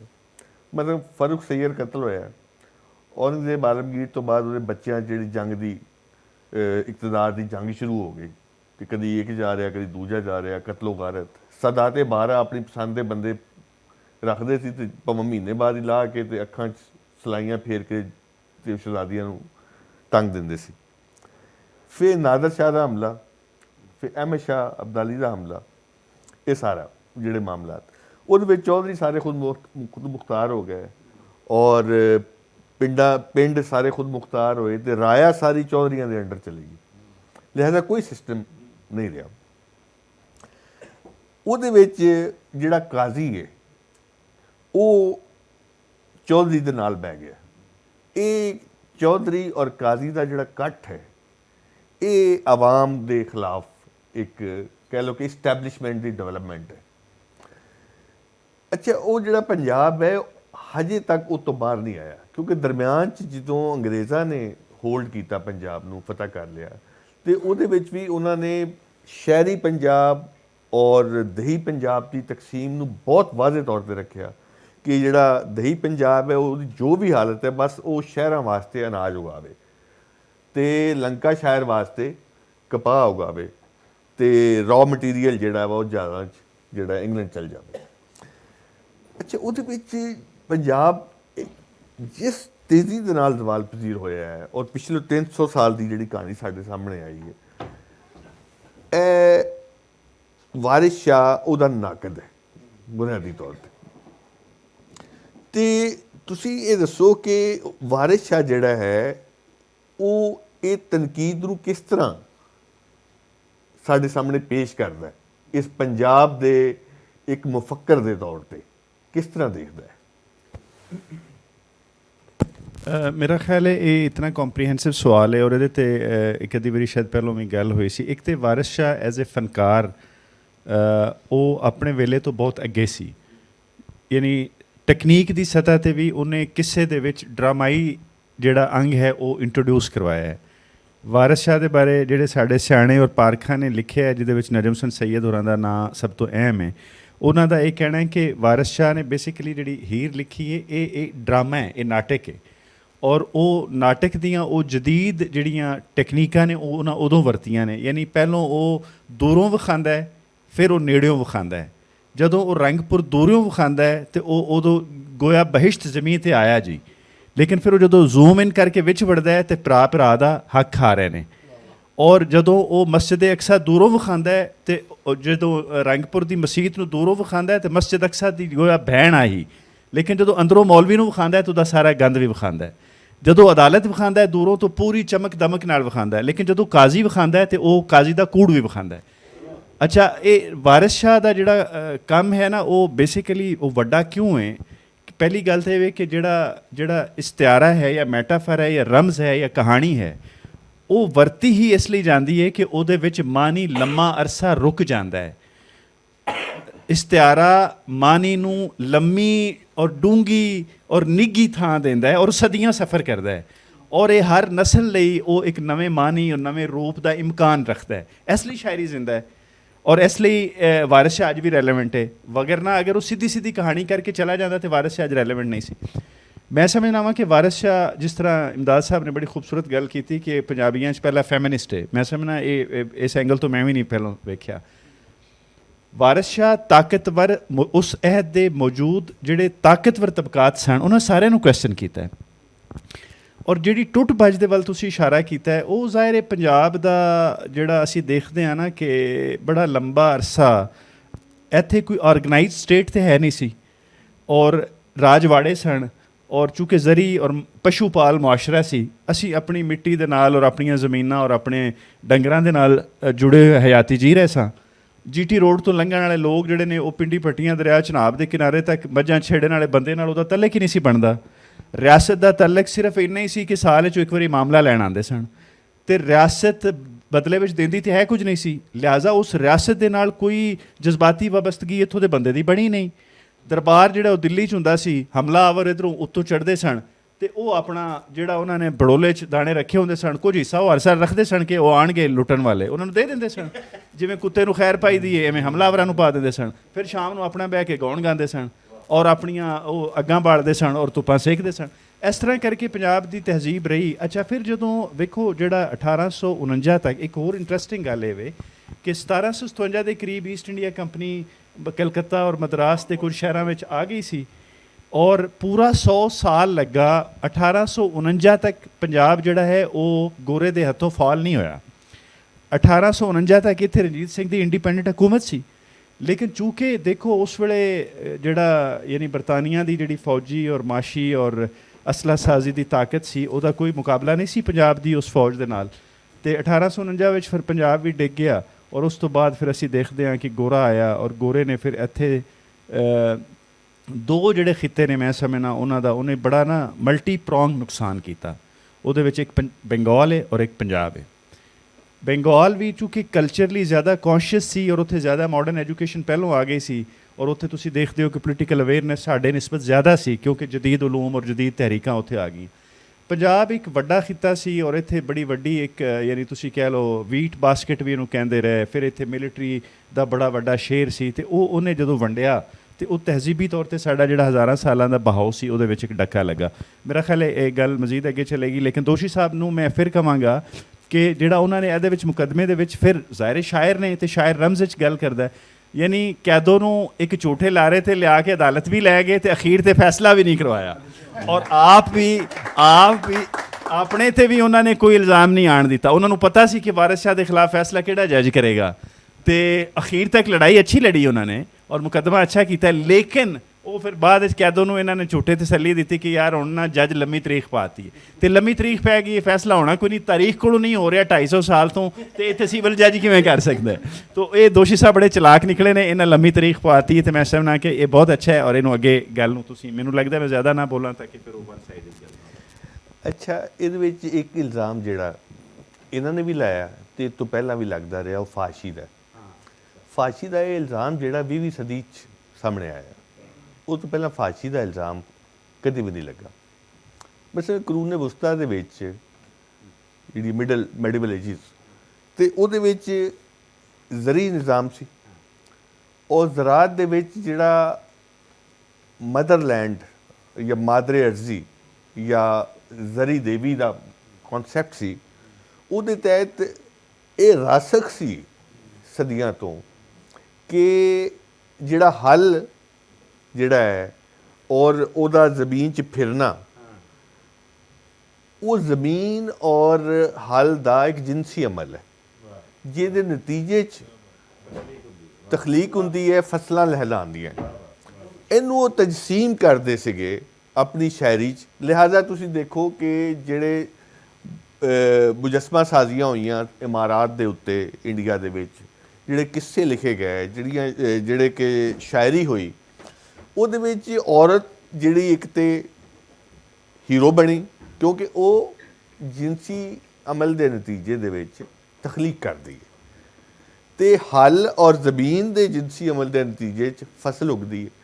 ਅਤੇ ਗੋਇਆ ਇਹ ਜਿਹੜੀ ਪ੍ਰੈਗਨੈਂਸੀ ਹੈ between the land and lady, ਇਹ ਐਸੀ ਚੀਜ਼ ਹੈ ਕਿ ਜਿਹਦੇ ਵਾਸਤੇ ਉਹ ਡਿਟੇਲਿੰਗ ਜਿਹੜੀ ਹੈ ਉਹ ਜ਼ਰੂਰੀ ਹੋ ਗਈ। ਔਰਤ ਦੀ ਪੈਕਰ ਤਰਾਸ਼ੀ ਉਦੋਂ ਮਾਯੂਬ ਨਹੀਂ ਸੀ, ਉਦੋਂ ਮੁਸੱਵਰੀ ਵੀ ਹੁੰਦੀ ਸੀ ਅਤੇ ਇਹ ਸਾਰਾ ਕੁਛ ਜਿਸਮ ਦੀ ਤਫਸੀਲਾਤ ਹੁੰਦੀਆਂ ਸੀ, ਅਤੇ ਅਗਰ ਮੁਜੱਸਮੇ ਬਣਦੇ ਸੀ ਤਦ ਵੀ, ਅਤੇ ਅਗਰ ਗੀਤ ਲਿਖੇ ਜਾਂਦੇ ਸੀ ਅਤੇ ਤਦ ਵੀ। ਇਹ ਪ੍ਰੋਬਲਮ ਉਦੋਂ ਹੋਇਆ ਜਦੋਂ ਮਾਡਰਨਿਜ਼ਮ ਦੇ ਨਾਂ 'ਤੇ ਤਖਲੀਕੀ ਰਿਸ਼ਤਾ ਜ਼ਮੀਨ ਨਾਲ ਖ਼ਤਮ ਹੋਇਆ ਔਰ ਉਹਦੀ ਜਗ੍ਹਾ ਮਸ਼ੀਨਾਂ ਆਈਆਂ ਅਤੇ ਇਨਸਾਨ ਨੇ ਇਹਨੂੰ ਕਿਸੇ ਹੋਰ ਰੰਗ ਨਾਲ ਦੇਖਣਾ ਸ਼ੁਰੂ ਕਰ ਦਿੱਤਾ। ਅਤੇ 20ਵੀਂ ਸਦੀ ਦੇ ਵਿੱਚ ਜਿਹੜਾ ਹੈ ਉਹ ਇਹ ਪ੍ਰੋਬਲਮ ਸ਼ੁਰੂ ਹੋ ਗਿਆ ਜਿਹਨੂੰ ਕਹਿੰਦੇ ਨੇ ਅਸੀਂ। ਹੁਣ ਪ੍ਰੋਬਲਮ ਇਹਦੇ ਵਿੱਚ ਇੱਕ ਹੋਰ ਵੀ ਹੈ ਕਿ ਜਿਹੜੀ ਹੈਗੀ ਹੈ ਔਰਤ, ਉਹ ਚੂँਕਿ ਮਾਦਰਸਰੀ ਨਿਜ਼ਾਮ ਚੱਲ ਰਿਹਾ ਸੀ ਜ਼ਰਾਅਤ ਦੀ ਵਜ੍ਹਾ ਨਾਲ, ਅਤੇ ਉਹਦੇ ਵਿੱਚ ਔਰਤ ਹੀ ਸਰਦਾਰ ਸੀ, ਔਰਤ ਹੀ ਹੀਰੋ ਸੀ, ਔਰਤ ਹੀ ਸਾਰਾ ਕੁਝ ਸੀ। ਅਤੇ ਹੁਣ ਮੈਨੂੰ ਸ਼ਾਇਦ ਇਹ ਦੱਸੋ ਕਿ ਕਿਆ ਉਦੋਂ ਇਹਨੂੰ ਪਹਿਲਾਂ ਫੈਮਿਨਿਸਟ ਕਹਿਣਾ ਠੀਕ ਹੈ, ਕਿਉਂਕਿ ਫੈਮਿਨਿਜ਼ਮ ਦਾ ਇਹ ਮਸਲਾ ਤਾਂ ਮਸ਼ੀਨ ਤੋਂ ਬਾਅਦ ਬਣਦਾ, ਅਤੇ ਤੁਸੀਂ ਇਹਨੂੰ ਕਿੱਦਾਂ ਯਾਨੀ ਇਲੈਬੋਰੇਟ ਕਰਦੇ? ਅੱਛਾ, ਫੈਮਿਨਿਜ਼ਮ ਦਾ ਜਿਹੜਾ ਮਸਲਾ ਹੈ ਨਾ, ਉਹ ਔਰਤ ਦੀ ਪੈਦਾਇਸ਼ ਦੇ ਨਾਲ ਬਣਦਾ, ਮਸ਼ੀਨ ਤੋਂ ਬਾਅਦ ਨਹੀਂ ਬਣਦਾ। ਠੀਕ ਹੈ, ਜਿਸ ਦਿਨ ਔਰਤ ਪੈਦਾ ਹੋਈ ਸੀ ਨਾ, ਉਹ ਦਿਨ ਫੈਮਿਨਿਜ਼ਮ ਪੈਦਾ ਹੋ ਗਿਆ ਸੀ। ਔਰ ਉਸੀ ਦਿਨ ਜਿਹੜਾ ਹੈ ਨਾ ਪਿਦਰ ਸਰੀ ਨਿਜ਼ਾਮ ਦੀ ਵੀ ਇਬਤਦਾ ਰੱਖ ਦਿੱਤੀ ਗਈ ਸੀ। ਜਿਸ ਤਰ੍ਹਾਂ ਕਿ ਗੋ ਮੈਂ ਸ਼ਾਇਦ ਇਸ ਮਾਮਲੇ ਦੇ ਉੱਤੇ ਯਕੀਨ ਰੱਖਦਾ ਜਾਂ ਨਹੀਂ ਰੱਖਦਾ, ਲੇਕਿਨ ਤੁਹਾਡੇ ਕੋਲ ਇੱਕ ਮਿੱਥ ਤੇ ਹੈ ਕਿ ਹਾਬੀਲ ਔਰ ਕਾਬੀਲ ਦਾ ਮਾਮਲਾ ਹੈ, ਔਰ ਉੱਥੇ ਇੱਕ ਔਰਤ ਦੇ ਪਿੱਛੇ ਜਿਹੜਾ ਹੈ ਉਹ ਲੜਾਈ ਹੁੰਦੀ ਹੈ, ਔਰ ਇੱਕ ਭਾਈ ਜਿਹੜਾ ਹੈ ਉਹ ਭਾਈ ਨੂੰ ਕਤਲ ਕਰਦਾ ਹੈ। ਤਾਂ ਕਿਆ ਪਿਦਰਸਰੀ ਨਿਜ਼ਾਮ ਦੀ ਇਬਤਦਾ ਉੱਥੋਂ ਨਹੀਂ ਹੁੰਦੀ? ਔਰ ਫਿਰ ਔਰਤ ਨੂੰ ਓਨ ਕਰਨ ਦੀ ਔਰ ਉਸ ਨੂੰ ਆਪਣੀ ਜਾਗੀਰ ਸਮਝਣ ਦਾ ਜਿਹੜਾ ਰਵੱਈਆ ਹੈ, ਕਿਆ ਉੱਥੋਂ ਇਬਤਦਾ ਨਹੀਂ ਹੁੰਦੀ? ਯਕੀਨਨ ਚੀਜ਼ਾਂ ਉੱਥੋਂ ਸ਼ੁਰੂ ਨਹੀਂ ਹੋਈਆਂ ਮੇਰੇ ਮੁਤਾਬਿਕ, ਲੇਕਿਨ ਇੱਕ ਤੁਹਾਡੇ ਕੋਲ ਕਿੱਸੇ ਔਰ ਕਹਾਣੀ ਔਰ ਮਿੱਥ ਦੀ ਸ਼ਕਲ ਦੇ ਵਿੱਚ ਚੀਜ਼ਾਂ ਜਿਹੜੀਆਂ ਨੇ ਮੌਜੂਦ ਨੇ। ਸੋ ਮਸ਼ੀਨ ਦੇ ਆਉਣ ਤੋਂ ਪਹਿਲੇ ਵੀ ਇਹ ਸੂਰਤ ਹਾਲ ਸੀ। ਫਿਰ ਤੁਹਾਡਾ ਜਿਹੜਾ ਆਰਗੂਮੈਂਟ ਹੈ ਕਿ ਮਸ਼ੀਨ ਦੇ ਆਉਣ ਤੋਂ ਬਾਅਦ ਜਿਹੜਾ ਜ਼ਮੀਨ ਦੇ ਨਾਲ ਇਨਸਾਨ ਦਾ ਰਿਸ਼ਤਾ ਹੈ ਉਹ ਡਿਸਟਰਬ ਹੋਇਆ ਹੈ, ਮੈਂ ਇਸ 'ਤੇ ਯਕੀਨ ਨਹੀਂ ਰੱਖਦਾ। ਉਹਦੀ ਵਜ੍ਹਾ ਇਹ ਹੈ ਕਿ ਇਰਤਕਾ ਤੇ ਜਾਰੀ ਹੈ। ਤੁਹਾਡੇ ਜਿਹੜੇ ਰਿਸ਼ਤਿਆਂ ਦੀ ਤਫਹੀਮ ਹੈ ਉਹ ਵਕਤ ਦੇ ਨਾਲ ਨਾਲ ਬਦਲਦੀ ਚਲੀ ਜਾਂਦੀ ਹੈ। ਮਸ਼ੀਨ ਜਿਹੜੀ ਹੈ ਉਹ ਇੰਗਲੈਂਡ ਦੇ ਵਿੱਚ ਔਰ ਉਸ ਤੋਂ ਪਹਿਲੇ ਜਿਹੜੇ ਮਗਰਬੀ ਮੁਆਸ਼ਰੇ ਨੇ ਤੁਹਾਡੇ ਤੋਂ ਪਹਿਲੇ ਉੱਥੇ ਆਈ, ਔਰ ਤੁਹਾਡੇ ਤੋਂ ਜ਼ਿਆਦਾ ਐਡਵਾਂਸਡ ਮਸ਼ੀਨ ਉੱਥੇ ਆਈ ਹੈ। ਉੱਥੇ ਫਾਸ਼ੀ ਦਾ ਤਸਵਰ ਜਿਹੜਾ ਹੈ ਉਸ ਤਰ੍ਹਾਂ ਦਾ ਨਹੀਂ ਹੈ ਜਿਸ ਤਰ੍ਹਾਂ ਦਾ ਫਾਸ਼ੀ ਦਾ ਤਸਵਰ ਸਾਡੇ ਕੋਲ ਹੁਣ ਪਾਇਆ ਜਾਂਦਾ ਹੈ, ਜਾਂ ਇਸ ਤੋਂ ਪਹਿਲੇ ਜਿਹੜਾ ਹੈ ਜਿਸ ਤਰ੍ਹਾਂ ਅਸੀਂ ਫਾਸ਼ੀ ਨੂੰ ਡਿਸਕ੍ਰਾਈਬ ਕਰਨੇ। ਹਿੰਦੁਸਤਾਨੀ ਮੁਆਸ਼ਰਾ ਜਿਹੜਾ ਹੈ, ਕੁਝ ਤੇ ਤੁਸੀਂ ਜ਼ਿਕਰ ਕੀਤਾ ਜਿਸ ਦੇ ਵਿੱਚ ਤੁਸੀਂ ਮੰਦਰਾਂ ਦੇ ਉੱਤੇ ਬਣੀ ਹੋਈਆਂ ਤਸਵੀਰ ਜਿਹੜੀਆਂ ਜਿਨਸੀ ਅਮਲ ਦੀਆਂ ਤਸਵੀਰ ਨੇ ਉਹਨਾਂ ਦੇ ਬਾਰੇ 'ਚ ਗੱਲ ਕੀਤੀ। ਸਭ ਤੋਂ ਵੱਡੀ ਜਿਹੜੀ ਕਿਤਾਬ ਜਿਨਸੀ ਅਮਲ ਨੂੰ ਜਿਹੜੀ ਆਰਟ ਬਣਾਉਂਦੀ ਹੈ, ਕਾਮਾ ਸੂਤਰਾ, ਠੀਕ ਹੈ, ਉਹ ਹਿੰਦੁਸਤਾਨ ਦੇ ਵਿੱਚ ਲਿਖੀ ਗਈ। ਹਿੰਦੁਸਤਾਨ ਦੇ ਵਿੱਚ ਜਿਨਸੀ ਅਮਲ ਨੂੰ ਇੱਕ ਆਰਟ ਦੀ ਸ਼ਕਲ ਜਿਹੜੀ ਹੈ ਉਹ ਤਸਵੀਰਾਂ ਦੀ ਸ਼ਕਲ ਦੇ ਵਿੱਚ ਵੀ ਦਿੱਤੀ ਗਈ, ਔਰ ਤਹਿਰੀਰ ਦੀ ਸ਼ਕਲ ਦੇ ਵਿੱਚ ਵੀ ਜਿਹੜਾ ਹੈ ਉਹ ਜਿਨਸੀ ਅਮਲ ਮੌਜੂਦ ਰਿਹਾ ਹੈ ਹਿੰਦੁਸਤਾਨ ਦੇ ਅੰਦਰ। ਫਿਰ ਤੁਸੀਂ ਇਹ ਵੀ ਦੇਖੋ ਕਿ ਹਿੰਦੁਸਤਾਨੀ ਔਰਤ ਦੇ ਕੋਲ ਪਵਿੱਤਰਤਾ ਦਾ ਉਹ ਤਾਲੁਕ ਔਰ ਜਿਸ ਨੂੰ ਕਹਿੰਦੇ ਨੇ ਵਿਰਜੈਨਿਟੀ ਦਾ ਉਹ ਤਸਵਰ ਮੌਜੂਦ ਨਹੀਂ ਜਿਹੜਾ ਮੁਸਲਿਮ ਮੁਆਸ਼ਰਿਆਂ ਦੇ ਅੰਦਰ ਵਿਰਜੈਨਿਟੀ ਦਾ ਤਸਵਰ ਹੈ, ਬਲਕਿ ਬਹੁਤ ਸਾਰੇ ਕਬਾਇਲ ਹਿੰਦੁਸਤਾਨ ਦੇ ਅੰਦਰ ਐਸੇ ਵੀ ਮੌਜੂਦ ਰਹੇ ਨੇ ਜਿੱਥੇ ਵਿਰਜਨ ਔਰਤ ਦੇ ਨਾਲ ਸ਼ਾਦੀ ਕਰਨ ਨੂੰ ਕੋਈ ਤਿਆਰ ਨਹੀਂ ਸੀ ਹੁੰਦਾ, ਔਰ ਉਹਨਾਂ ਦੀਆਂ ਮਾਵਾਂ ਜਿਹੜੀਆਂ ਨੇ ਲੋਕ ਤਲਾਸ਼ ਕਰਦੀਆਂ ਸਨ ਜਿਹੜੇ ਕਿ ਉਹਨਾਂ ਦੀ ਵਿਰਜੈਨਿਟੀ ਨੂੰ ਜਿਹੜਾ ਹੈ ਉਹ ਡਿਸਪੋਜ਼ ਆਫ ਕਰਨ ਔਰ ਫਿਰ ਉਹ ਸ਼ਾਦੀ ਦੇ ਕਾਬਿਲ ਹੋਵੇ। ਇਤਨਾ ਖੁੱਲਾ ਮੁਆਸ਼ਰਾ, ਔਰ ਇਤਨਾ ਖੁੱਲਾ ਮੁਆਸ਼ਰਾ ਜਿਹੜਾ ਹੈ ਉਸ ਨੂੰ ਬੰਦ ਮੁਆਸ਼ਰੇ ਦੇ ਵਿੱਚ ਤਬਦੀਲ ਕਿਸ ਤਰ੍ਹਾਂ? ਮੁਗਲ ਡਾਇਨੈਸਟੀ ਦੇ ਵਿੱਚ ਵੀ ਇਸ ਮੁਆਸ਼ਰੇ ਦੇ ਉੱਤੇ ਜਿਹੜਾ ਹੈ ਇਸ ਤਰ੍ਹਾਂ ਦੀ ਕੋਈ ਪਾਬੰਦੀ ਨਹੀਂ ਲਗਾਈ ਗਈ। ਸਾਡੇ ਕੋਲ ਔਰਤ ਜਿਹੜੀ ਹੈ ਉਹ ਬ੍ਰੈਸਟ ਫੀਡਿੰਗ ਪੂਰੀ ਦੀ ਪੂਰੀ ਫੈਮਿਲੀ ਦੇ ਵਿੱਚ ਬੈਠ ਕੇ ਕਰਦੀ ਸੀ। ਇਹ ਜਿਹੜਾ ਬ੍ਰੈਸਟ ਦੇ ਨਾਲ ਜਿਨਸ ਦਾ ਤਾਲੁਕ ਬਣਿਆ, ਇਹ ਸਾਡੇ ਕੋਲ ਅੰਗਰੇਜ਼ ਸਮਾਜ ਦੇ ਕੋਲ ਅਸੀਂ ਜਿਹੜਾ ਇਸ ਨੂੰ ਲੈ ਕੇ ਆਏ, ਔਰ ਸਾਡੇ ਅੱਜ ਹਰ ਜਗ੍ਹਾ ਦੇ ਉੱਤੇ ਇਸ ਦੇ ਉੱਤੇ ਮੁਬਾਹਿਸ ਹੁੰਦੇ ਨੇ ਔਰ ਇਹ ਸਾਰੇ। ਫਿਰ ਦੂਸਰੀ ਗੱਲ ਜਿਹੜੀ ਪੰਜਾਬ ਦੇ ਨਾਲ ਮਾਮਲਾ ਹੋਇਆ ਕਿ ਰਣਜੀਤ ਸਿੰਘ ਨੇ तमाम ਰਜਵਾੜਿਆਂ ਨੂੰ ਕੁਝ ਨੂੰ ਫਤਹ ਕਰਕੇ ਔਰ ਕੁਝ ਆਪਣੇ ਨਾਲ ਮਿਲਾ ਕੇ ਉਸਨੇ ਇੱਕ ਬਹੁਤ ਬੜੀ ਜਿਹੜੀ ਹੈ ਸਲਤਨਤ ਪੰਜਾਬ ਦੀ ਜਿਹੜੀ ਉਸਦੀ ਇਬਤਦਾ ਕੀਤੀ ਸੀ, ਔਰ ਅੰਗਰੇਜ਼ ਨੂੰ ਸਿਵਾਏ ਇੱਕ ਬਾਰ ਦੇ ਦੂਸਰੀ ਬਾਰ ਹਿੰਮਤ ਨਹੀਂ ਹੋਈ ਕਿ ਉਹ ਸਤਲੁਜ ਨੂੰ ਜਿਹੜਾ ਹੈ ਉਹ ਪਾਰ ਕਰਕੇ ਤੇ ਪੰਜਾਬ ਦੇ ਵਿੱਚ ਦਾਖਲ ਹੋ ਸਕੇ। ਫਿਰ ਪੰਜਾਬ ਨੇ ਸਭ ਤੋਂ ਜ਼ਿਆਦਾ ਰੈਜ਼ਿਸਟੈਂਸ ਕੀਤੀ ਹੈ, ਜਦ ਕਿ ਫਿਰ ਲੇਕਿਨ ਪੰਜਾਬ ਨੂੰ ਬਦਨਾਮ ਕੀਤਾ ਗਿਆ ਕਿ ਪੰਜਾਬੀਆਂ ਨੇ ਜਿਹੜਾ ਹੈ ਉਹ तमाम ਦੇ तमाम ਹਮਲਾਵਰਾਂ ਨੂੰ ਖੁਸ਼ਾਮਦੇਦ ਕਿਹਾ ਔਰ ਇਹਨਾਂ ਨੇ ਰੈਜ਼ਿਸਟ ਨਹੀਂ ਕਿਹਾ। ਅੰਗਰੇਜ਼ ਦੇ ਖਿਲਾਫ ਜਿਹੜੀ ਰੈਜ਼ਿਸਟੈਂਸ ਹੈ ਉਹ ਪੰਜਾਬ ਦੀ ਉਸ ਤੋਂ ਬਾਅਦ ਵੀ ਅੰਗਰੇਜ਼ ਦੇ ਦੌਰ ਦੇ ਵਿੱਚ ਵੀ ਹਮੇਸ਼ਾ ਤੋਂ ਤੁਸੀਂ ਕਿਤਨੇ ਨਾਮ ਜਿਨ੍ਹਾਂ ਨੂੰ ਡਾਕੂ ਕਹਿ ਕੇ ਅਸੀਂ ਪੁਕਾਰਦੇ ਹਾਂ, ਕਿਤਨੇ ਲੋਕ ਸਨ ਜਿਹੜੇ ਰੈਜ਼ਿਸਟ ਕਰਦੇ ਰਹੇ। ਇਹ ਸਾਰੀ ਰੈਜ਼ਿਸਟੈਂਸ ਜਿਹੜੀ ਹੈ ਇਹ ਸਾਨੂੰ ਹੀਰ ਦੇ ਅੰਦਰ ਵੀ ਨਜ਼ਰ ਆਉਂਦੀ ਹੈ। ਇਹ ਰੈਜ਼ਿਸਟੈਂਸ ਦਾ ਜਿਹੜਾ ਰਵੱਈਆ ਹੈ ਇਹ ਸਾਨੂੰ ਸਾਡੇ ਪੂਰੇ ਮੁਆਸ਼ਰੇ ਦੇ ਅੰਦਰ ਨਜ਼ਰ ਆਉਂਦਾ ਹੈ, ਔਰ ਸ਼ਾਇਰ ਕਿਸੇ ਵੀ ਸੋਸਾਇਟੀ ਦਾ ਪਹਿਲਾ ਬਾਗੀ ਹੁੰਦਾ ਹੈ। ਮੇਰੇ ਨਜ਼ਦੀਕ ਅਗਰ ਸ਼ਾਇਰ ਆਪਣੇ ਮੁਆਸ਼ਰੇ ਔਰ ਆਪਣੇ ਗਿਵਨ ਤੋਂ ਬਗਾਵਤ ਨਹੀਂ ਕਰਦਾ ਉਹ ਸ਼ਾਇਰੀ ਨਹੀਂ ਕਰ ਰਿਹਾ। ਔਰ ਸ਼ਾਇਰ ਦਾ ਜਿਹੜਾ ਹੈ ਉਹ ਮੁਆਸ਼ਰੇ ਦੇ ਅੰਦਰ ਇੱਕ ਉਸਤਾਦ ਦਾ ਮਕਾਮ ਹੈ ਜਿਹੜਾ ਬਾਕਾਇਦਾ ਉਸਤਾਦ ਤੇ ਨਹੀਂ, ਉਹ ਤੁਹਾਡੇ ਲਾਸ਼ਊਰ ਦੀ ਤਰਬੀਅਤ ਕਰ ਰਿਹਾ ਹੁੰਦਾ ਆਪਣੀ ਸ਼ਾਇਰੀ ਦੇ ਜ਼ਰੀਏ। ਜਿਸ ਤਰ੍ਹਾਂ ਸਈਦ ਦੋਸ਼ੀ ਦੀ ਉਹ ਗਜ਼ਲ ਜ਼ਬਾਨੇ ज़दे आम क्यों हुई मारा जाऊंगा जो है, इस वास्ते कि ਹਰ ਆਦਮੀ ਦੇ ਅੰਦਰ ਜਿਹੜਾ ਹੈ ਉਹ ਦੁੱਖ ਮੌਜੂਦ ਹੈ, ਜਿਸ ਨੂੰ ਮਹਿਸੂਸ ਕਰਕੇ ਇਸਨੇ ਬਗਾਵਤ ਕੀਤੀ ਔਰ ਉਹ ਬਾਗੀਆਨਾ ਲਹਿਜਾ ਕੀਤਾ। ਉਸੀ ਬਗਾਵਤ ਦਾ ਨਿਸ਼ਾਨ ਇਸ ਦੀ ਜਿਹੜੀ ਹੈ ਹੀਰ ਦੋਸ਼ੀ ਹੈ, ਜਿਸ ਦੇ ਅੰਦਰ ਬੇਸ਼ੱਕ ਮੈਨੂੰ ਬਹੁਤ ਸਾਰੇ ਇਖਤਲਾਫਾਤ ਇਸ ਦੇ ਅੰਦਰ ਹੋ ਸਕਦੇ ਨੇ ਜਾਂ ਸਾਰਾ ਸਿਲਸਿਲਾ, ਲੇਕਿਨ ਇੱਕ ਬਾਗੀਆਨਾ ਲਹਿਜਾ ਹੈ, ਇੱਕ ਗਿਵਨ ਦੇ ਮੁਖਾਲਫ ਇੱਕ ਆਵਾਜ਼ ਉਠਾਉਣ ਦੀ ਕੋਸ਼ਿਸ਼ ਹੈ ਹੀਰ ਦੋਸ਼ੀ ਜਿਹੜੀ ਹੈ ਇਸ ਸ਼ਾਇਰ ਦੀ ਤਰਫੋਂ, ਔਰ ਇਸ ਦੀ ਤਹਿਸੀਨ ਕੀਤੀ ਜਾਣੀ ਚਾਹੀਦੀ ਹੈ ਇਖਤਲਾਫ ਦੇ ਨਾਲ ਨਾਲ। अच्छा, एक बात बहुत अच्छी जिधर इशारा किया कि ये जो फाशी वाला जो एक अमल है वो हमारे यहाँ एक इल्ज़ाम जो बना वो अंग्रेज़ के आने से बना। मसलन यूरोप का जो जदीद अदब है उस पर फाशी के मुकदमे सबसे पहले यूरोप में बने, चाहे वो यूलिसेस हो, चाहे वो लेडी चैटरली लवर्स हो, और बाद में अंग्रेज़ नौबादियात के ज़ेर असर यहाँ पर भी वो मुकदमे चले। मतलब मंटो इसकी बेहतरीन मिसाल है, उस पर जितने मुकदमे बने वो फाशी के बने।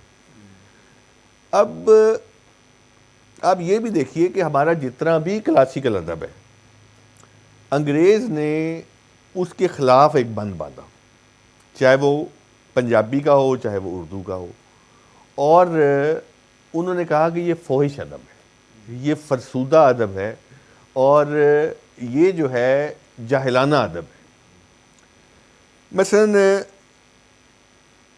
डिप्टी नज़ीर का एक किरदार जो है, हिंदुस्तानी नौजवान पढ़ा लिखा किरदार जो है, वो जिस पादरी से के पास उठता बैठता है, वो पादरी उसको कहता है कि तुम्हारा जो जितनी शायरी वायरी है ये सब फाशी है, इसमें सवाए जिन्स के, सवाए जिस्म की तफसीलात के कुछ है, मैं तुम्हें कुछ किताबें दूंगा, वो पढ़ो ताकि तुम्हारा दिमाग खुले।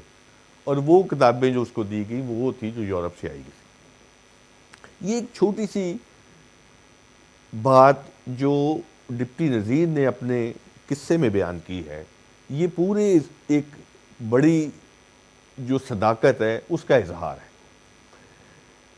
बट साहब ये बताएं कि हमारा जो अदब है जिसकी नुमाइंदगी शाह जी ने की है, वारिस शाह साहब ने, क्या उसके यहाँ कोई ऐसी मिसाल मिलती है जिसमें ये फाशी वाले मामलात हों, या हमारे यहाँ जो पंजाब में जो पंजाबी में जो लिखा गया वो उसी तरह खुला डुला है और उसके अंदर हर चीज़ की जगह है, चाहे वो मज़हब है, चाहे वो फ़िरका है, चाहे वो तसव्वुफ़ की शाखें हैं, चाहे वो अफ़कार हैं, ख़यालात हैं? मेरा ख्याल है कि शाह जी ने हमारा मुकदमा बयान किया, हमारी पेंट किया, हमारे जो मामला उस वक्त सन, जेड़े साडे उस वेले होने वाले साडे नाल तरो सन, या जो कुछ उन्होंने देखा उन्होंने वो कुछ ही कलम च अपने न लिख के सानू उहदे शामिल करके दे दिता कि बई मैं ए देख रहा वां, कोलों कोई शै नहीं, असी हुण अज उहदे इजाफा होने कर सकने नहीं। अज वो रैतल नहीं है, अज वो वसेब नहीं साडा। अज असी हीर नूं पढ़ने को बाद लोगों को बड़ी अजीब गल्लां नज़र आती, यार ए कित्थे हुंदा सी, ए कित्थे वे। चूँकि असी लोग इस नाल इतने ज़्यादा जुड़े नहीं, जुड़े वो लोग ने जिन्हां दी कोई किसी नाल उहदे नाल इश्क है, मुहब्बत है, या कोई लिटरेरी जेड़े लोग ने जेड़े जिन्हां दा लिटरेचर नाल या किताब नाल या अखरां नाल ताल्लुक है, ये उन्हां दा हर बंदे दा वो वसफ नहीं। मेरा नहीं ख्याल कि ये कोई अज वो रैतल है वे या अज वो मसाइल ने जिन्हां ते असीं कह सकी कि वारिस शाह ने दस्सिया, उन्होंने अपने एक ज़माने की गल की। हाँ वो बड़ियां गल्लां सदाबहार ने जिहड़ियां अगे भी रहनगियां, अगे भी साडे भी काम आउणगियां अगलियां कई नस्लां दियां, लेकिन असीं फर्क नहीं करके मैं दस सकदा। मेरा ख्याल है वो जिस तरह भट्टी साहब कह रहे कि हर चीज़ का एक दौर हुंदा, एक ज़माना, और ज़माने के नाल चल के गल अगे चलदी। अज साडे कोल आके गल हो गई, असीं सही दोषीरां दे वजह नाल इस नूं अच्छे तरीके नाल समझ सके, जान सके कि अगर वारिस शाह दे विच कोई जेर जबर पेश कोई वो जिहड़ी रह गई सी वो इन्हां ने कढ के सानूं सामने दे दित्ती। मैं फिर अपनी गल नूं इत्थे मुकावांगा। बहुत शुक्रिया, मेहरबानी डॉक्टर साहब। वैसे भट्टी साहब, मौलाना रूम की असी मसनवी पढ़ी है तो ਉਹਦੇ ਵਿੱਚ एक मतायबात ਦੇ ਨਾਂ ਨਾਲ ਇੱਕ ਪੂਰਾ ਹੈ ਜਿਹਦੇ ਵਿੱਚ इतनी फाशी है कि अगर कोई ਖੁੱਲਾ ਡੁੱਲਾ ਬੰਦਾ ਵੀ ਪੜ੍ਹ ਲਵੇ ਤੇ ਉਹ ਕੰਮ ਜਾਵੇ, ਲੇਕਿਨ ਉਹੀ ਮਸਨਵੀ ਹੈ ਜਿਹਨੂੰ ਫਾਰਸੀ ਦਾ ਕੁਰਾਨ ਕਿਹਾ ਗਿਆ। ਅਸੀਂ ਜਿਨ੍ਹਾਂ ਐਂਗਲਸ ਨਾਲ, ਜਿਨ੍ਹਾਂ ਜ਼ਾਵੀਏ ਨਾਲ ਹੁਣ ਆਪਣੇ ਆਲਾ ਜਿਹੜੇ ਫਨਪਾਰੇ ਨੇ ਉਹਨਾਂ ਨੂੰ ਦੇਖਦੇ ਹਾਂ, ਉਹਦਾ ਬੜਾ ਮਸਲਾ ਹੈ। ਮਤਲਬ ਇੱਕ ਅਗਰ ਮੈਂ ਅਰਜ਼ ਕਰਾਂ ਇੱਕ ਗੱਲ ਕਿ ਜਿਹੜੀ ਕਹਾਣੀ किस्से जितने भी बयान हुए ने, गुल बगौली तो लैके जो भी है, जितने साढ़े इलाकाई अदब या छोटियां जुबाना कह लो या कह लो कि एक कौमीयती जुबाना वो रोमांटिक किस्से ने। अच्छा, ये जिहड़ा लव ट्राईएंगल बनता है वो एक हीरो का है, एक हीरो हीरोइन का, एक विलन का। हीरो हीरोइन जिहड़े ने वो बुनियादी तौर पर शायर दे या तखलीककार दे दी आइडियोलॉजी दे नुमाइंदा ने और वो मुआशरे का वो रद्द पेश करते हैं, वो आफाकी कदरां पेश करते हैं जिहड़ियां कि उस मुआशरे च गायब हो गई। और विलन जिहड़ा है वो बनता है मनफीयत का इस्तारा, और विलन जिहड़ा है वो समाज का इस्तारा बनता है। लिहाजा विलन जिहड़ा है वो किते शेख है, किते जाहिद है, किते मुल्ला है, किते साकी है, ठीक है। किते जनाब जी वो अबू लहब है, किते अबू जहल है, किते फिरौन है, किते नमरूद है, राइट। मनफीयत का इस्तार है। अच्छा, अगर इत्थे कैदो जिहड़ा है वो मनफीयत का इस्तार है, और उहदी जिहड़ी आइडियोलॉजी है वारिस शाह दी हायर आइडियोलॉजी, वो हीर और रांझा है, ठीक हो गया, जिहदे जरिए वो एक नवे समाज की तश्कील कर रहा है, जिहदे जरिए तनकीद भी कर रहे हैं। ਹੁਣ ਇਹ ਜਿਹੜਾ ਹੀਰ ਜਿਹੜਾ ਕੈਦੋ ਹੈ ਇਹਦੇ ਉੱਤੇ ਇਹ ਜਿਹੜੇ ਇਤਰਾਜ਼ਾਤ ਕਰ ਰਿਹਾ ਉਹੀ ਇਤਰਾਜ਼ਾਤ ਦੋਸ਼ੀ ਸਾਹਿਬ ਕਰ ਰਹੇ ਨੇ, ਔਰ ਜਿਹੜੇ ਇਤਰਾਜ਼ਾਤ ਕੈਦੋ ਦੇ ਉੱਤੇ ਹੋ ਰਹੇ ਨੇ। ਹੁਣ ਮਸਲਾ ਇਹ ਹੈ ਕਿ ਇੱਕ ਵੱਡੇ ਫਨਪਾਰੇ ਦੇ ਅੰਦਰ ਜਦੋਂ ਆਫਾਕੀ ਕਦਰਾਂ ਦੇ ਹਵਾਲੇ ਨਾਲ ਜਦੋਂ ਚੀਜ਼ਾਂ ਨੂੰ ਅਸੀਂ ਦੇਖਦੇ ਹਾਂ ਤੇ ਕੀ ਤੁਸੀਂ ਸਮਝਦੇ ਹੋ ਕਿ ਇਹਨਾਂ ਦਾ ਜਿਹੜਾ ਪੁਆਇੰਟ ਆਫ ਵਿਊ ਹੈ ਦੋਸ਼ੀ ਸਾਹਿਬ ਦਾ, ਉਹ ਇੱਕ ਵੱਡਾ ਆਫਾਕੀ ਰੋਸ਼ਨ ਖਿਆਲ ਆਈਡੀਓਲੋਜੀ ਦਾ ਨੁਮਾਇੰਦਾ ਹੈ ਜਾਂ ਨਹੀਂ? ਤੁਸੀਂ ਇਹਨੂੰ ਕਿੱਦਾਂ ਦੇਖਦੇ ਹੋ? ਕਿਆ ਕੈਦੋ ਸਾਡਾ ਹੀਰੋ ਬਣ ਸਕਦਾ ਜਿੱਥੇ ਕਿ ਅਸੀਂ ਹੁਣ ਮੁਹੰਮਦ ਬਿਨ ਕਾਸਿਮ ਦੀ ਜਗ੍ਹਾ ਅਸੀਂ ਰਾਜਾ ਤਾਹਿਰ ਨੂੰ ਵੀ ਜਨਾਬ ਜੀ ਪਸੰਦ ਵਾਲੇ ਆਪਣੇ ਅੰਦਾਜ਼ ਨਾਲ ਦੇਖ ਰਹੇ ਨੇ? ਯਾਨੀ ਇਹ ਜਿਹੜੀ ਡੀਕਨਸਟਰਕਸ਼ਨ ਹੈ ਇਹਨੂੰ ਤੁਸੀਂ ਕਿੱਥੇ ਦੇਖਦੇ ਹੋ, ਕਿੱਦਾਂ ਦੇਖਦੇ ਹੋ? ਇਹ ਬੜਾ ਤੁਹਾਡਾ ਇਸ ਸਾਰੀ ਗੁਫ਼ਤਗੂ ਦੇ ਵਿੱਚ ਦੋ ਚੀਜ਼ਾਂ ਬੜੀਆਂ ਇੰਪੋਰਟੈਂਟ ਨੇ। ਇੱਕ ਪਹਿਲਾ ਹਿੱਸਾ ਇਹ ਸੀ ਕਿ ਸਾਨੂੰ ਇਹ ਵੇਖਣ ਦੀ ਲੋੜ ਹੈ ਕਿ ਵੇਲੇ ਦੇ ਨਾਲ ਨਾਲ ਸਾਡੇ ਇਜ਼ਹਾਰ ਦੀਆਂ ਆਜ਼ਾਦੀਆਂ ਵਧੀਆਂ ਨੇ ਜਾਂ ਘਟੀਆਂ ਨੇ। ਤੁਸੀਂ ਮੌਲਾਨਾ ਰੂਮ ਦਾ ਜ਼ਿਕਰ ਕੀਤਾ, ਮੈਂ ਇਹਨੂੰ ਥੋੜ੍ਹਾ ਜਿਹਾ ਇੰਝ ਕਰਕੇ ਅਗਰ ਵੇਖ ਲਵੀਏ ਕਿ ਇੰਝ ਨਹੀਂ ਲੱਗਦਾ ਕਿ ਅੱਜ ਤੋਂ 250 ਸਾਲ ਪਹਿਲੇ ਜਾਂ 300 ਸਾਲ ਪਹਿਲੇ ਸਾਡਾ ਸਮਾਜ ਜ਼ਿਆਦਾ ਖੁੱਲ੍ਹਾ ਸੀ ਔਰ ਜੋ ਕੁਝ ਵੀ ਉਹ ਕਹਿ ਰਹੇ ਸਨ ਉਹਨਾਂ ਨੂੰ ਉਹ ਕਹਿਣ ਦੀ ਇਜਾਜ਼ਤ ਸੀ। ਮਸਲਨ ਬੁੱਲੇ ਸ਼ਾਹ ਜਦੋਂ ਕਹਿੰਦਾ ਹੈ ਕਿ ਮੁੱਲਾਂ ਤੇ ਮਸ਼ਾਲਚੀ ਦੋਵਾਂ ਇੱਕੋ ਚਿੱਤ, ਲੋਕਾਂ ਕਰਦੇ ਚਾਨਣਾ ਆਪ ਹਨੇਰੇ ਨਿੱਤ, ਜਾਂ ਜਦੋਂ ਇਹ ਕਹਿੰਦਾ ਹੈ ਕਿ ਬੁੱਲਿਆ ਰੱਬ ਕਹੋ ਨਾ ਕਹੋ ਆਈ ਸੂਰਤੋਂ ਸੱਚਾ ਰਹੋ, ਅੱਜ ਤੁਸੀਂ ਇਹ ਕਹਿ ਕੇ ਜ਼ਿੰਦਾ ਨਹੀਂ ਰਹਿ ਸਕਦੇ। ਜਦੋਂ गालिब ये कहता है कि काबे वो पर्दा ना उठाओ, वो की शेर है कि इसमें भी वो सनम निकले, वो बड़ी मशहूर गज़ल है, काबे से पर्दा ना उठाओ, सॉरी मैं शेर सही नहीं पढ़ पा रहा, कि कहीं ऐसा ना हो कि यहाँ से भी वही काफिर सनम निकले। ये किड्डा खौफनाक शेर है। अज तुसी ये शेर लिख सकते हो? वो कह रहा है कि काबे दे विच भी हो सकता है मेरा महबूब और पत्थर की मूर्ति बैठी होवे। अच्छा, हुण इहदा मतलब की है कि या जदों सुल्तान बाहू कहता है कि मजहबां दे दरवाजे उच्चे राह रबाना मोरी हूँ, कैसी कमाल लाइन है। ਇਹਦਾ ਮਤਲਬ ਇਹ ਵੇ ਕਿ ਵੇਲਾ ਗੁਜ਼ਰਨ ਦੇ ਨਾਲ ਨਾਲ ਸਾਡੇ ਸਮਾਜ ਦੀ ਜਿਹੜੀ ਉਹ ਜਿਹੜੀ ਯਾਨੀ ਖੁੱਲ੍ਹ ਸੀ, ਜਿਹੜੀ ਵਿਸ਼ਾਲਤਾ ਸੀ, ਉਹ ਘਟੀ ਹੈ ਔਰ ਉਹ ਸਾਡੇ ਆਪਣੇ ਮਾਜ਼ੀ ਦੀ ਕਨੈਕਸ਼ਨ ਦੇ ਟੁੱਟਣ ਦੀ ਵਜ੍ਹਾ ਤੋਂ ਘਟੀ ਹੈ। ਯਾਨੀ ਜਿਹੜੀ ਤੁਸੀਂ ਕਾਜ਼ੀ ਦੀ ਗੱਲ ਕੀਤੀ ਨਾ, ਉਹਦੇ 'ਤੇ ਮੈਂ ਸਮਝਦਾ ਵਾਂ ਕਿ ਬੜੇ ਸਾਡੇ ਸਾਹਮਣੇ ਇਨਲਾਈਟਨਡ ਔਰ ਪੜ੍ਹੇ ਲਿਖੇ ਲੋਕ ਬੈਠੇ ਨੇ ਔਰ ਦੋਸਤ ਜਿਹੜੇ ਸੁਣ ਵੀ ਰਹੇ ਨੇ। ਜਿਹੜਾ ਅਦਾਲਤੀ ਨਿਜ਼ਾਮ ਹੈ ਪਿਛਲੇ 300-400 ਸਾਲ ਤੋਂ ਜਦੋਂ ਦੀ ਮਾਡਰਨ ਰਿਆਸਤ ਕਨਸੀਵ ਹੋਈ ਹੈ ਜਾਂ ਜਦੋਂ ਦਾ ਤੁਸੀਂ ਕਹਿ ਲਓ ਕੈਪੀਟਲਿਜ਼ਮ ਆਇਆ ਹੈ, ਉਹਦੇ 'ਚ ਸਭ ਤੋਂ ਖੂਬਸੂਰਤ ਜਿਹੜੀ ਗੱਲ ਕੀਤੀ ਉਹ ਮਾਰਕਸ ਨੇ ਕੀਤੀ ਹੈ ਕਿ ਮੱਕੜੀ ਦੇ ਜਾਲੇ ਦੀ ਤਰ੍ਹਾਂ ਦਾ ਹੁੰਦਾ ਹੈ ਅਦਾਲਤੀ ਨਿਜ਼ਾਮ ਜਾਂ ਇਨਸਾਫ। ਜਦੋਂ ਤਾਕਤਵਰ ਜਾਂ ਭਾਰੀ ਸ਼ੈ ਡਿੱਗਦੀ ਹੈ ਤਾਂ ਉਹ ਟੁੱਟ ਜਾਂਦਾ ਹੈ। ਜਦੋਂ ਕੋਈ ਮੱਕੜੀ ਆਉਂਦੀ ਹੈ ਤਾਂ ਉਹਦੇ ਵਿੱਚ ਫਸ ਜਾਂਦੀ ਹੈ, ਮੱਖੀ ਆਉਂਦੀ ਹੈ, ਕੋਈ ਕੋਈ ਕੀੜੀ ਆਂਦੀ ਹੈ ਤਾਂ ਉਸ ਅਦਾਲਤੀ ਨਿਜ਼ਾਮ ਦੇ ਉਸ ਵੈਬ ਦੇ ਵਿੱਚ ਫਸ ਜਾਂਦੀ ਹੈ। ਔਰ ਅਦਾਲਤਾਂ ਹਮੇਸ਼ਾ ਤਾਕਤਵਰ ਤਬਕਾਤ ਦੇ ਮਫਾਦ ਦੀਆਂ ਮੁਹਾਫਿਜ਼ ਹੁੰਦੀਆਂ ਨੇ। ਪੂਰੀ ਇਨਸਾਨੀ ਤਾਰੀਖ ਸਾਨੂੰ ਇਹ ਦੱਸਦੀ ਹੈ। ਜਿਹੜਾ ਹਾਕਮ ਦਾ ਸੱਚ ਹੈ ਉਹ ਕਾਜ਼ੀ ਮੋਹਰ ਲਾ ਕੇ ਵਾਪਸ ਸਾਰੇ ਸਮਾਜ ਨੂੰ ਦਿੰਦਾ ਹੈ ਕਿ ਇਹ ਹੀ ਸੱਚ ਹੈ। ਸਾਡੀ ਸਾਰੀ ਤਾਰੀਖ ਜਿਹੜੀ ਹੈ ਉਹ ਐਸੇ ਗੱਲ ਦੀ ਤੇ ਗਵਾਹ ਹੈ। ਔਰ ਐਸੇ ਗੱਲ ਨੂੰ ਵਾਰਿਸ ਸ਼ਾਹ ਕੁਐਸਚਨ ਕਰ ਰਿਹਾ ਹੈ ਕਿ ਜਿਹੜਾ ਹਾਕਮ ਦੇ ਦਰਬਾਰ ਤੋਂ ਕੜਿਆ ਹੋਇਆ ਸੱਚ ਹੈ, ਜਿਹਦੇ ਤੇ ਕਾਜ਼ੀ ਨੇ ਸ਼ਰ੍ਹਾ ਦੀ ਮੋਹਰ ਲਾਈ ਹੈ, ਉਹਨੂੰ ਵਾਰਿਸ ਸ਼ਾਹ ਨੇ ਗਲੀ ਦੇ ਵਿੱਚ ਲਿਆ ਕੇ ਨੰਗਾ ਕੀਤਾ ਹੈ। ਔਰ ਉਹਨੇ ਕਿਹਾ ਮੈਨੂੰ ਨਹੀਂ ਮੰਨਦਾ। ਔਰ ਹੀਰ ਨੂੰ ਉਹ ਆਪਣੀ ਜ਼ਿੰਦਗੀ ਗੁਜ਼ਾਰਨ ਦਾ ਹੱਕ ਦਿੰਦਾ ਹੈ। ਇਹ ਸੀ ਪਹਿਲਾ ਹਿੱਸਾ। ਦੂਜਾ ਜਿਹੜਾ ਸਵਾਲ ਹੈ ਕਿ ਕੈਦੋ ਕਿਆ ਸਾਡਾ ਹੀਰੋ ਬਣ ਸਕਦਾ ਹੈ, ਮੇਰਾ ਖਿਆਲ ਹੈ ਕਾਫੀ ਔਖਾ ਸਵਾਲ ਹੈ। ਅਗਰ ਤੁਸੀਂ ਸਿਰਫ ਤਾਰੀਖੀ ਤਨਾਜ਼ਰ ਦੇ ਵਿੱਚ ਰੱਖ ਕੇ ਕੈਦੋ ਦੇ ਵਾਕਿਏ ਨੂੰ ਵੇਖੋਗੇ ਤਾਂ ਉਹਦਾ ਜਵਾਬ ਹੋਏਗਾ ਨਹੀਂ, ਕਿਉਂਕਿ ਕੈਦੋ ਵਾਰਿਸ ਸ਼ਾਹ ਦੀ ਹੀਰ ਦੇ ਵਿੱਚ ਵੇਲੇ ਨੂੰ ਪਿਛਾਂ ਮੋੜਨ ਦਾ ਨੁਮਾਇੰਦਾ ਹੈ। ਵੇਲੇ ਨੂੰ ਅੱਜ ਤੱਕ ਕੋਈ ਪਿਛਾਂ ਨਹੀਂ ਮੋੜ ਸਕਿਆ। ਵੇਲੇ ਨੇ ਹਮੇਸ਼ਾ ਅੱਗੇ ਹੀ ਜਾਣਾ ਹੈ। ਤੇ ਜਿਹੜਾ ਵੀ ਵੇਲੇ ਨੂੰ ਪਿਛਾਂ ਨੂੰ ਮੋੜਨ ਆਲੇ ਦੇ ਨਾਲ ਖੜਾ ਹੋਏਗਾ ਉਹ ਵੀ ਪਿਛਾਂ ਚਲਾ ਜਾਏਗਾ। ਤੇ ਮੈਂ ਨਹੀਂ ਸਮਝਦਾ ਕਿ ਕੋਈ ਵੀ ਰੋਸ਼ਨ ਖਿਆਲ ਆਦਮੀ, ਫਨਕਾਰ ਜਾਂ ਕਾਰੀ ਵੇਲੇ ਨੂੰ ਪਿਛਾਂ ਪਰਤਾਣਾ ਚਾਹੇਗਾ।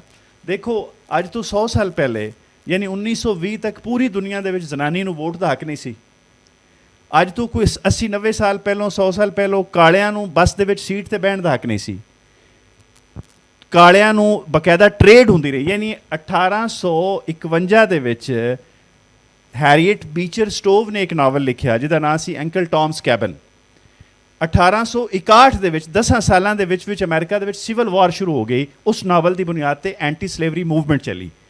ਇਬਰਾਹਿਮ ਲਿੰਕਨ ਉਸ ਜ਼ਨਾਨੀ ਨੂੰ ਮਿਲਿਆ ਔਰ ਉਹਨੂੰ ਉਹ ਤਾਰੀਖ ਵਿੱਚ ਕਹਿੰਦੇ ਨੇ ਉਹਨੂੰ ਪੁੱਛਿਆ, ਉਹ ਨਿੱਕੇ ਕੱਦ ਦੀ ਜ਼ਨਾਨੀ ਸੀ, ਕਿ ਇਹ ਤੂੰ ਹੀ 2.5 ਫੁੱਟੀ ਬੀਬੀ ਹੈ ਜਿਹਦੀ ਵਜ੍ਹਾ ਤੋਂ ਐਡੀ ਵੱਡੀ ਜੰਗ ਲੱਗੀ ਹੈ। ਫਿਰ 1961 ਦੇ ਵਿੱਚ ਇੱਕ ਕਿਤਾਬ ਲਿਖੀ ਗਈ ਜਿਹਦਾ ਨਾਂ ਸੀ ਰੈਚਿਡਸ ਆਫ ਦੀ ਅਰਥ, ਉਸਤਾਦ ਗਾਨੇ ਖਾਕ ਦੇ ਨਾਂ ਤੋਂ, ਜਿਹਦਾ ਉਰਦੂ ਦੇ ਵਿੱਚ ਤਰਜਮਾ ਹੋਇਆ, ਜਿਹਨੂੰ ਲਿਖਿਆ ਸੀ ਫਰਾਂਸ ਫਿਨਨ ਨੇ। ਉਸ ਕਿਤਾਬ ਦੀ ਵਜ੍ਹਾ ਤੋਂ ਅਲਜਜ਼ਾਇਰ ਦੇ ਲੋਕਾਂ ਨੇ ਫਰਾਂਸੀਸੀ ਕਲੋਨਾਈਜ਼ਰ ਦੇ ਖਿਲਾਫ ਆਜ਼ਾਦੀ ਦੀ ਜੰਗ ਲੜੀ ਔਰ ਉਹ ਜਿੱਤੇ।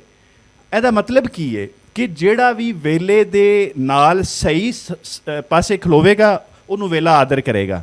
ਮੈਂ ਸਮਝਦਾ ਵਾਂ ਕਿ ਜਿਹੜਾ ਕੈਦੋ ਹੈ ਨਾ, ਕੈਦੋ ਨੂੰ ਵਾਰਿਸ ਸ਼ਾਹ ਨੇ, ਦੇਖੋ ਇੱਕ ਤੇ ਤਾਰੀਖੀ ਤੌਰ ਤੇ ਕੈਦੋ ਹੀਰ ਦਾ ਕੋਈ ਸਕਾ ਚਾਚਾ ਸਾਬਤ ਨਹੀਂ ਹੈ। ਕੈਦੋ ਉਸ ਪਿੰਡ ਦੇ ਵਿੱਚ ਇੱਕ ਅਜਿਹਾ ਬੰਦਾ ਹੈ ਜਿਹੜਾ ਸਮਾਜ ਦੇ ਮਰਕਜ਼ੀ ਧਾਰੇ 'ਚੋਂ ਦੁਤਕਾਰਿਆ ਹੋਇਆ ਹੈ ਔਰ ਉਹ ਬਾਹਰ ਮਜ਼ਾਫਾਤ ਦੇ ਵਿੱਚ ਫਿਰਨ ਵਾਲਾ ਬੰਦਾ ਹੈ। ਮਹਿਰੂਮ ਆਦਮੀ ਹੈ, ਡਿਪਰਾਈਵਡ ਆਦਮੀ ਹੈ, ਨਫਸਿਆਤੀ ਤੌਰ ਤੇ ਡਿਸਟਾਰਟਡ ਆਦਮੀ ਹੈ। ਉਹ ਆਪਣੀ ਰੈਲੇਵੈਂਸ ਵਾਸਤੇ ਉਹ ਲੋਕ ਮੁੰਡਿਆਂ ਕੁੜੀਆਂ ਦੇ ਉੱਤੇ ਉਹ ਰੱਖਦਾ ਹੈ, ਉਹ ਕੀ ਕਹਿੰਦੇ ਨੇ, ਕੰਸੋਲ ਲੈਂਦਾ ਹੈ ਤੇ ਆਪਣੇ ਆਪ ਨੂੰ ਰੈਲੇਵੈਂਟ ਕਰਨ ਵਾਸਤੇ ਉਹ ਇੱਜ਼ਤਾਂ ਦਾ ਰਾਖਾ ਬਣਦਾ ਹੈ। ਵਾਰਿਸ ਸ਼ਾਹ ਨੇ ਉਹਨੂੰ ਲੰਗੜਾ ਕਹਿ ਕੇ ਤੇ ਉਹਨੂੰ ਜਿਹੜੀ ਇਨਸਾਨ ਦੇ ਨੇਕੀ ਦੇ ਸਫ਼ਰ ਦੇ ਅੱਗੇ ਰੁਕਾਵਟ ਪਾਉਣ ਵਾਲੀਆਂ ਸ਼ੈਵਾਂ ਨੇ ਉਹਦਾ ਇਸਤਾਰਾ ਬਣਾਇਆ ਹੈ। ਇਸ ਲਈ ਕੈਦੋ ਦਾ ਮੁਕੱਦਮਾ ਦੇਖੋ ਦੋਸ਼ੀ ਸਾਹਿਬ ਨਹੀਂ ਜਿੱਤ ਸਕੇ ਤੇ ਮੈਂ ਕਿਸ ਤਰ੍ਹਾਂ ਜਿੱਤ ਸਕਣਾ। It is difficult. ਬਹੁਤ ਸ਼ੁਕਰੀਆ ਦੋਸਤੋ। ਤੇ ਗੱਲ ਅਸੀਂ ਹੁਣ ਤੁਹਾਡੇ ਵੱਲ ਫੇਰਦੇ ਹਾਂ। ਤੁਸੀਂ ਕਮੈਂਟ ਵੀ ਕਰੋ, ਚਾਹੋ ਤੇ ਸਵਾਲ ਵੀ ਕਰੋ, ਲੇਕਿਨ ਇਹ ਮਾਈਕਰੋਫੋਨ ਫੜ ਕੇ ਇਹ ਤੋਂ ਬਗੈਰ ਤੁਹਾਡੀ ਆਵਾਜ਼ ਅੱਗੇ ਨਹੀਂ ਜਾਣੀ। ਤੇ ਜਿਹਨੂੰ ਤੁਸੀਂ ਸਵਾਲ ਕਰਨਾ ਚਾਹੋ ਉਹਦਾ ਨਾਂ ਲੈ ਲਓ। ਸਰ ਬਿਸਮਿਲ੍ਲਾ।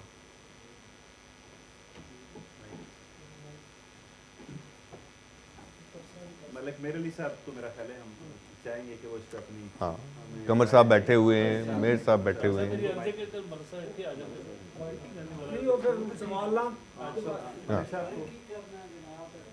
कोई ਤੁਸੀਂ ਆਪਣੇ ਨੁਕਤਾ ਨਜ਼ਰ ਦੀ ਤੁਸੀਂ ਇਹਦੀ ਬੜਾਈ ਵੀ ਬਿਆਨ ਕਰ ਸਕਦੇ ਹੋ।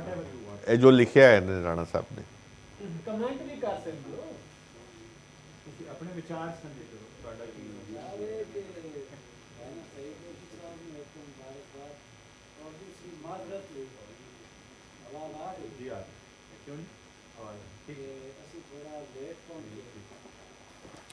तीसरी चीज़ है कि इससे बड़ी पुरमग़ज़ और मशरक मगरब तुसी एक कीता खास कर भट्टी साहब ने और भाट साहब ने तो भी मुका दी थी। पता नहीं की गल्लां कीतियां, पता नहीं कित्थे कित्थे उन्होंने इन्हें मिला दिता ना। वो ਜਿਹੜੀਆਂ ਗੱਲਾਂ ਤੁਸੀਂ ਕੀਤੀਆਂ रवेश साहब ने या दूसरियां, वो एक बहस अपनी जगह ते ठीक है, दुरुस्त है। लेकिन जो मसला दोषी साहब ਦਾ ਹੈ, ਜੋ ਦੋਸ਼ੀ ਸਾਹਿਬ ਨੇ ਜਿਸ ਤਰ੍ਹਾਂ ਉਹਨੂੰ ਲਿਖਿਆ ਹੈ ਇਸ ਕਿਤਾਬ ਨੂੰ ਜਾਂ ਜੋ ਮੁਕੱਦਮਾ ਉਹਨਾਂ ਇੱਕ ਦਾਇਰ ਕੀਤਾ, ਉਹਨੂੰ ਤੁਸੀਂ ਉਸ ਤਨਾਜ਼ਰ ਵਿੱਚ ਵੀ ਵੇਖੋ ਨਾ। ਵਾਹ ਵਾਹ ਵਾਹ ਵਾਹ। ਤੁਸੀਂ ਉਹਨੂੰ ਕਿਸੇ ਹੋਰ ਪਾਸੇ ਲੈ ਕੇ ਕਿਸੇ ਹੋਰ ਨਜ਼ਰ ਨਾਲ ਵੇਖ ਰਹੇ ਹੋ। ਉਤਨੇ ਤੱਕ ਹੀ ਰਹੋ ਜਿਤਨੇ ਤੱਕ ਉਹ ਕਿਤਾਬ ਹੈ। ਵਾਰਿਸ ਸ਼ਾਹ ਤਾਂ ਉਹ ਬਿਲਕੁਲ ਇੱਕ ਉਹ ਪਤਾ ਨਹੀਂ ਕੀ ਜਿੰਨ ਜਾਂ ਕੀ ਚੀਜ਼ ਹੈ, ਉਹਦੇ ਨਾਲ ਤਾਂ ਉਹ ਦੋਸ਼ੀ ਨੂੰ ਅੰਦਾਜ਼ਾ ਹੈ ਉਸ ਗੱਲ ਦਾ, ਉਹ ਤਾਂ ਉਹਦੇ ਨਾਲ ਨਹੀਂ ਟਕਰਾ ਰਿਹਾ। ਉਹ ਦੋਸ਼ੀ ਸਾਹਿਬ ਨੇ ਕੋਸ਼ਿਸ਼ ਕੀਤੀ ਹੈ ਕਿ ਪੰਜਾਬ ਵਿੱਚ ਹੁਣ ਥੋੜ੍ਹਾ ਜਿਹਾ ਘਟਿਆ ਹੈ, ਕੁਝ ਸਾਲਾਂ ਪਹਿਲੇ ਤੱਕ ਇਹ ਰਵੱਈਆ ਅਕਸਰੀਅਤ ਵਿੱਚ ਸੀ, ਜਿਹੜੇ ਬੰਦੇ ਕੈਦੋ ਨੂੰ ਹੀਰੋ ਮੰਨਦੇ ਨੇ ਹੁਣ ਤੱਕ ਮੰਨ ਰਹੇ ਨੇ। ਸਾਡੇ ਇਰਦ ਗਿਰਦ ਕੈਦੋ ਨੂੰ ਹੀਰੋ ਮੰਨਿਆ ਜਾ ਰਿਹਾ ਹੈ। ਪਰਸੋਂ ਚੌਥ ਦੀ ਮਿਸਾਲ ਤੁਹਾਡੇ ਸਾਹਮਣੇ ਸਾਡੇ ਵਾਰਡ ਗਵਾਰਡ ਵਿੱਚ ਜਿਹੜੀ ਆਈ ਹੈ, ਉਹ ਚੀਜ਼ਾਂ ਅਜੇ ਦੋਸ਼ੀ ਸਾਹਿਬ ਇਹਨੂੰ ਉਸੇ ਹਿਸਾਬ ਵਿੱਚ ਵੇਖ ਰਹੇ ਨੇ, ਉਸ ਤਨਾਜ਼ਰ ਵਿੱਚ। ਔਰ ਸਾਨੂੰ ਜਿਹੜੀ ਬਹਿਸ ਸੀ ਉਹਨੂੰ ਵੀ ਉਸੇ ਹੱਦ ਤੱਕ ਰੱਖਣਾ ਚਾਹੀਦਾ ਸੀ। ਇਹ ਪੰਜਾਬ ਵਿੱਚ ਚੱਲਦਾ ਰਿਹਾ, ਹੁਣ ਤੱਕ ਚੱਲ ਰਿਹਾ ਹੈ। ਔਰ ਜਿਹੜਾ ਰੂਰਲ ਪੰਜਾਬ ਹੈ ਉਸ ਵਿੱਚ ਉਹ ਇੱਕ ਅਕਸਰੀਅਤ ਦਾ ਅਜੇ ਵੀ ਹੀਰੋ ਹੈ। ਜਿਸ ਤਰ੍ਹਾਂ ਵਾਰਿਸ ਸ਼ਾਹ ਸਾਡੇ ਲਈ ਹੀਰੋ ਹੈ, ਇਸੇ ਤਰ੍ਹਾਂ ਕੈਦੋ ਵੀ ਇੱਕ ਅਕਸਰੀਅਤ ਦਾ ਹੀਰੋ। ਉਹਨੂੰ ਟਾਈਮ ਲੱਗੇਗਾ। ਔਰ ਇਹ ਫੈਸਲਾ ਥੋਪਣਾ ਦੋਸ਼ੀ ਸਾਹਿਬ ਇਸ ਵਜ੍ਹਾ ਤੋਂ ਜੋ ਕੀਤਾ ਉਹਨਾਂ ਬਿਲਕੁਲ ਠੀਕ ਕੀਤਾ। ਅਸੀਂ ਇਹ ਜਿਹੜੀ ਦੂਸਰਾ ਸਟੇਜ 'ਤੇ ਸਾਹਿਬਾਨ ਮੌਜੂਦ ਹਨ, ਉਹ ਥੋਪ ਰਹੇ ਨੇ ਕਿ ਨਹੀਂ ਦੋਸ਼ੀ ਦੀ ਗੱਲ ਨੂੰ ਕੁੰਡਿਆ ਜਾਵੇ ਔਰ ਦੂਸਰੇ ਨੂੰ ਹੀਰੋ ਮੰਨਿਆ ਜਾਵੇ। ਇਹ ਰਵੱਈਆ ਵੀ ਸ਼ਾਇਦ ਸਾਡੇ ਜਿਹੇ ਜਿਹੜੇ ਲੋਕ ਹਨ, ਜਿਤਨਾ ਅਸੀਂ ਦੂਸਰੇ ਦੇ ਹੱਕ ਹੀ ਬੋਲ ਰਹੇ ਹਾਂ, ਅਗਰ ਦੋਸ਼ੀ ਨੂੰ ਇਜਾਜ਼ਤ ਉਤਨੀ ਹੀ ਦਿੱਤੀ ਜਾਵੇ ਜਿਸ ਤਰ੍ਹਾਂ ਪਹਿਲੇ ਅਸੀਂ ਇੱਕ ਵਿੱਚ ਤੁਹਾਡੇ ਕੋਲ ਇਜਾਜ਼ਤ ਮੰਗੀ ਸੀ ਕਿ ਸਾਨੂੰ ਵੀ ਉਤਨਾ ਟਾਈਮ ਦਿੱਤਾ ਜਾਵੇ ਜਿਤਨਾ ਦੂਸਰੀ ਤਰਫ ਜਾਂਦਾ ਹੈ, ਉਹ ਦੋਸ਼ੀ ਨੂੰ ਬਿਲਕੁਲ ਉਤਨਾ ਹੀ ਰਾਈਟ ਹੈ ਉਹਨੂੰ ਹੀਰੋ ਬਣਾਉਣ ਦਾ। ਔਰ ਸਾਨੂੰ ਦੋਸ਼ੀ ਦੀ ਜਿਹੜੀ ਗੱਲ ਹੈ ਉਸ ਨੂੰ ਆਨਰ ਕਰਨਾ ਚਾਹੀਦਾ। ਬਾਕੀ ਇੱਕ ਚੀਜ਼ ਤੇ ਮੈਂ ਦੂਸਰੀ ਗੱਲ ਕਰਨੀ ਕਿ ਦੂਸਰੀ ਫਾਸ਼ੀ ਵਾਲੀ, ਉਹ ਇੱਕ ਫਜ਼ੂਲ ਰਵਾਇਤ ਉਹਨੂੰ ਅਸੀਂ ਕਹਿ ਸਕਦੇ ਹਾਂ। ਲੋਕ ਲਹਿਜੇ ਵਿੱਚ ਕਿਸੇ ਵੀ ਜ਼ਬਾਨ ਵਿੱਚ ਸ਼ਾਇਰੀ ਹੋਏਗੀ, ਲੁਕਾਈ ਦੀ ਜ਼ਬਾਨ ਵਿੱਚ ਸ਼ਾਇਰੀ ਹੋਏਗੀ, ਉਸ ਵਿੱਚ ਗਾਲ ਆਏਗੀ, ਦੂਸਰੇ ਬੰਦੇ ਪੜ੍ਹਨ ਵਾਲੇ ਨੂੰ ਫਾਸ਼ੀ ਮਹਿਸੂਸ ਹੋਏਗੀ। ਲੇਕਿਨ ਜਿਹੜਾ ਉਸ ਲੋਕ ਲਹਿਜੇ ਨੂੰ ਜਾਣਦਾ ਹੈ, ਵਾਹ, ਉਸ ਲੋਕ ਲਹਿਜੇ ਨੂੰ ਵਰਤ ਰਿਹਾ ਹੈ, ਉਹਦੇ ਕੰਨੀ ਪੈ ਰਿਹਾ। ਸਾਡੇ ਲਈ ਤਾਂ ਵਾਰਿਸ ਸ਼ਾਹ ਮਾਮੂਲ ਦੀ ਗੱਲ ਹੈ। ਔਰ ਉਹ ਗੱਲਾਂ ਬਾਤਾਂ ਹੁਣ ਵੀ ਚੱਲ ਰਹੀਆਂ ਨੇ ਪੰਜਾਬ ਵਿੱਚ। ਲੁਕਾਈ ਵਿੱਚ ਉਹ ਗੱਲ ਆਮ ਹੈ। ਲੁਕਾਈ ਲਈ ਇਸੇ ਲਈ ਤਾਂ ਉਹਨਾਂ ਦੱਸਿਆ ਨਾ ਬਾਟ ਸਾਹਿਬ ਕਿ ਉਹ ਇੱਕ ਉਹਦਾ ਤਕੱਦਸ ਹੈ, ਉਹਦੀ ਤਾਂ ਤਿਲਾਵਤ ਹੁੰਦੀ ਹੈ, ਅਤੇ ਗਾਲ ਵਾਲੀ ਚੀਜ਼ ਦੀ ਤਿਲਾਵਤ ਨਹੀਂ ਹੋ ਸਕਦੀ ਨਾ। ਇਸ ਲਈ ਕਿ ਉਹ ਲੁਕਾਈ ਨੂੰ ਜਿਹੜੇ ਤਿਲਾਵਤ ਕਰਦੇ ਨੇ, ਉਹ ਲੁਕਾਈ ਨੂੰ ਲੋਕ ਲਹਿਜੇ ਨੂੰ ਸਮਝਦੇ ਨੇ, ਉਹਨਾਂ ਦੀ ਜ਼ੁਬਾਨ ਵਿੱਚ ਕਿਤਾਬ ਹੈ, ਲਿਹਾਜ਼ਾ ਉਹਨਾਂ ਲਈ ਇਹ ਰੂਟੀਨ ਦੀ ਗੱਲ ਹੈ। ਉਹਨਾਂ ਨੂੰ ਚਾਹ ਆਉਂਦੀ, ਉਹ ਪੜ੍ਹਦੇ ਨੇ, ਉਸ 'ਤੇ ਸਿਰ ਜੁਮਦੇ ਨੇ। ਮਿਹਰਬਾਨੀ। ਬਹੁਤ ਸ਼ੁਕਰੀਆ। ਮਲਿਕ ਸਾਹਿਬ ਨੇ ਬਹੁਤ ਅੱਛੀ ਗੱਲ ਕੀਤੀ, ਬਹੁਤ ਵਧੀਆ। ਦੇਖੋ, ਜਦੋਂ ਅਸੀਂ ਕਹਿੰਦੇ ਨਾ ਕਿ ਸਟੇਜ ਬੰਦ ਤੇ ਹੁਣ ਅਸੀਂ ਓਪਨ ਕਰਦੇ ਹਾਂ ਮਾਈਕ ਨੂੰ, ਤੇ ਤੁਸੀਂ ਸਵਾਲ ਵੀ ਕਰੋ ਤੇ ਆਪਣੇ ਕਮੈਂਟ ਵੀ ਦਿਓ। ਕਮੈਂਟ ਦਾ ਮਤਲਬ ਇਹ ਹੈ ਕਿ ਜਿਹੜੀ ਗੱਲ ਰਹਿ ਗਈ ਹੈ, ਜਿੱਥੇ ਇਸਰਾਰ ਨਹੀਂ ਹੋ ਸਕਿਆ, ਉਹ ਗੱਲ ਵੱਲ ਤੁਸੀਂ ਇਸ਼ਾਰਾ ਵੀ ਕਰੋ, ਤੁਸੀਂ ਉਹਨੂੰ ਵਾਜ਼ੇ ਵੀ ਕਰੋ। ਔਰ ਬਹੁਤ ਵਾਜ਼ੇ ਗੱਲ ਕੀਤੀ ਕਿ ਅਗਰ ਜ਼ਾਹਿਰ ਹੈ ਸੋਸਾਇਟੀ ਦੇ ਵਿੱਚ ਰਹਿੰਦੇ ਹੋਏ ਨੈਗੇਟਿਵ ਪੋਜ਼ੀਟਿਵ ਦੋਨੋਂ ਤਰ੍ਹਾਂ ਦੀਆਂ ਕੂਵਤਾਂ ਮੌਜੂਦ ਹੁੰਦੀਆਂ, ਉਹਨਾਂ ਦੀ ਆਪਣੀ ਡਾਇਲੈਕਟਿਕਸ ਹੁੰਦੀਆਂ, ਉਹਨਾਂ ਦੀ ਜਦਲੀਆਤ ਹੁੰਦੀਆਂ। ਅਗਰ ਵਾਰਿਸ ਸ਼ਾਹ ਇੱਕ ਤਬਕੇ ਦਾ ਹੀਰੋ ਹੈ ਤੇ ਕੈਦੋ ਵੀ ਹੀਰੋ ਹੈ, ਕਿਉਂਕਿ ਇੱਥੇ ਬਹਰਹਾਲ ਗੈਰਤ ਦੇ ਨਾਂ 'ਤੇ, ਔਰਤ ਦੇ ਉੱਤੇ ਜ਼ਬਰ ਕਰਨ ਦੇ ਨਾਂ 'ਤੇ, ਕਾਤੀ ਦੇ ਨਾਲ ਖੜੇ ਹੋਣ ਦੇ ਨਾਂ 'ਤੇ, ਤਾਕਤ ਨੂੰ ਸਲਾਮ ਕਰਨ ਦੇ ਨਾਂ 'ਤੇ ਇੱਕ ਵਸੀਹ ਤਬਕਾ ਮੌਜੂਦ ਹੈ। ਤੇ ਜ਼ਾਹਿਰ ਹੈ ਉਹਦਾ ਜਿਹੜਾ ਹੀਰੋ ਹੈ ਉਹ ਤੇ ਕੈਦੋ ਹੈ।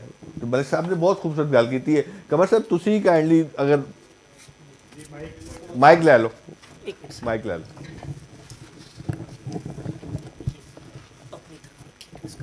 मेरे तक अजय किताब नहीं पहुंची, मेरी शायद अपनी मजबूरियां की वजह ਤੇ ਬਹਰਹਾਲ ਮੁਬਾਰਕ ਦੇਣਾ ਜੀ ਮੈਂ ਤੁਹਾਨੂੰ, ਬਹੁਤ ਬਹੁਤ ਮੁਬਾਰਕ ਹੋਵੇ। ਔਰ ਸਾਰੇ ਬਹੁਤ ਸ਼ੁਕਰੀਆ, ਸਿਲਸਿਲਾ ਬੜਾ ਅੱਛਾ ਲੱਗਾ, ਬਹੁਤ ਬੜੀ ਮਿਹਰਬਾਨੀ, थैंक यू। और कोई दोस्त? मलिक ताहिर साहब बैठे हुए हैं। ہاں جی ڈاکٹر صاحب السلام علیکم. السلام. جی جی ڈاکٹر نذیر احمد انجم آپ سے مخاطب ہوں. سب سے پہلے تو میں مبارکباد پیش کرتا ہوں دی بلیک ہول کی انتظامیہ کو کہ انہوں نے یہ پروگرام کیا اور ہم بھی یہاں پہ آئے. بہت اچھی اچھی باتیں سننے کو ملیں. دوسری گل میں رانا سعید دوشی صاحب نو مبارکباد پیش کرنا کہ اس نے قید و بنام وارث شاہ دا مقدمہ بہت اچھے طریقے نال فائٹ کیتا. قیدو بھی ایک کریکٹر دا نا اور اس نو یہ اپنی جگہ تے ایک اہمیت ہے, ہیر نو بھی اور وارث شاہ نو بھی. لیکن اس جس طرح کہا گیا کہ بہت سارے سوال آن گے, ضرور آن گے, لیکن رانا سعید دوشی نے جیڑی جستجو کی تھی اور ایک ایفرٹ کی تھی اور ٹائم لگایا, اپنی زندگی 30 سال انہوں نے لگائے. میں انہوں نے سلام پیش کرنا کہ انہوں نے بہت بڑی کام کیتا. کم از کم نئی جڑے ساڑے اردو ادب دے حوالے نال یا پنجاب دے حوالے نال اور یہ ہن تک چاہے ڈرامہ دی شکل فلم دی شکل سٹیج دی شکل یہ چیزاں نمایاں ہوندیاں رہیاں اور ایک ڈفرینٹ اینگل دے نال قیدوں نو پیش کیتا گیا. اور مقدمہ جتنا یا ہارنا وہ سارے کلچر دا حصہ یہی ہے کہ لمبی لمبی تاریخ ہوتی ہے. Thank you very much. واہ واہ ویل اینڈڈ ویل اینڈڈ. ادھر دیجیے اپنا ملک صاحب آپ کچھ کمنٹ کیجیے. قائل صاحب پر انہوں نے جڑا مقدمہ لکھیا اور جس طریقے نال تسی کنڈکٹ کیتا پروگرام بہت اچھا ہے. اور منتظمین ڈاکٹر روش ندیم صاحب نے یہ تعریف دے مستحق نے کہ اتنے ڈفرینٹ موضوعات نال یہ کر دین اور پنجاب دی تاریخ دے حوالے نال جو گفتگو ہوئی اور جو کریکٹ میں خیال نوجوان نسل نو بڑی ضروری سی اور مقدمہ بر وقت ہے. اور یہ ہے کہ یہ چیزاں اگے لکھی جانی چاہیے. ہیر وارث شاہ تے اتنے وارث شاہ دے پیغام تے کھڑے ہونے دے بجائے اس نو ری انٹرپریٹ کرنا چاہیے. اس دے مختلف کریکٹرز جس طرح دوشی صاحب نے ویکھیا کہ اگنور ہوئے نے, انہاں دی ایک نویں تشریح اور مفہوم آنا چاہیے. اس سے مزید کم اسی طرح پنجاب دی ثقافت تے ادب زندہ رہے گا. بہت شکریہ بہت شکریہ. سوری میں تو کتاب بھی نہیں دیکھی اور لیٹ بھی آیا. گو کہ میرا تعلق تو ڈرامے سے ہے اور ڈرامائی تنقید ہے اس پہ. تو ڈرامے کے اندر ایک ولن تو ہوتا ہے, اس کے بغیر تو ڈرامہ ہو نہیں سکتا. تو جو میرے علم میں ہے وہ قیدو ایک ولن ہے اور ظاہر ہے دو طاقتیں خیر اور شر کی جو ہے ہمیشہ کہانی کا وہ حصہ رہی ہیں. تو اس لیے زیادہ کتاب ظاہر ہے میں نے پڑھی نہیں, اس پہ میں کچھ کہہ نہیں سکتا. لیکن مجھے آج پنجابی بہت اچھی سننے کو ملی. بڑی دیر بعد بڑی دیر بعد.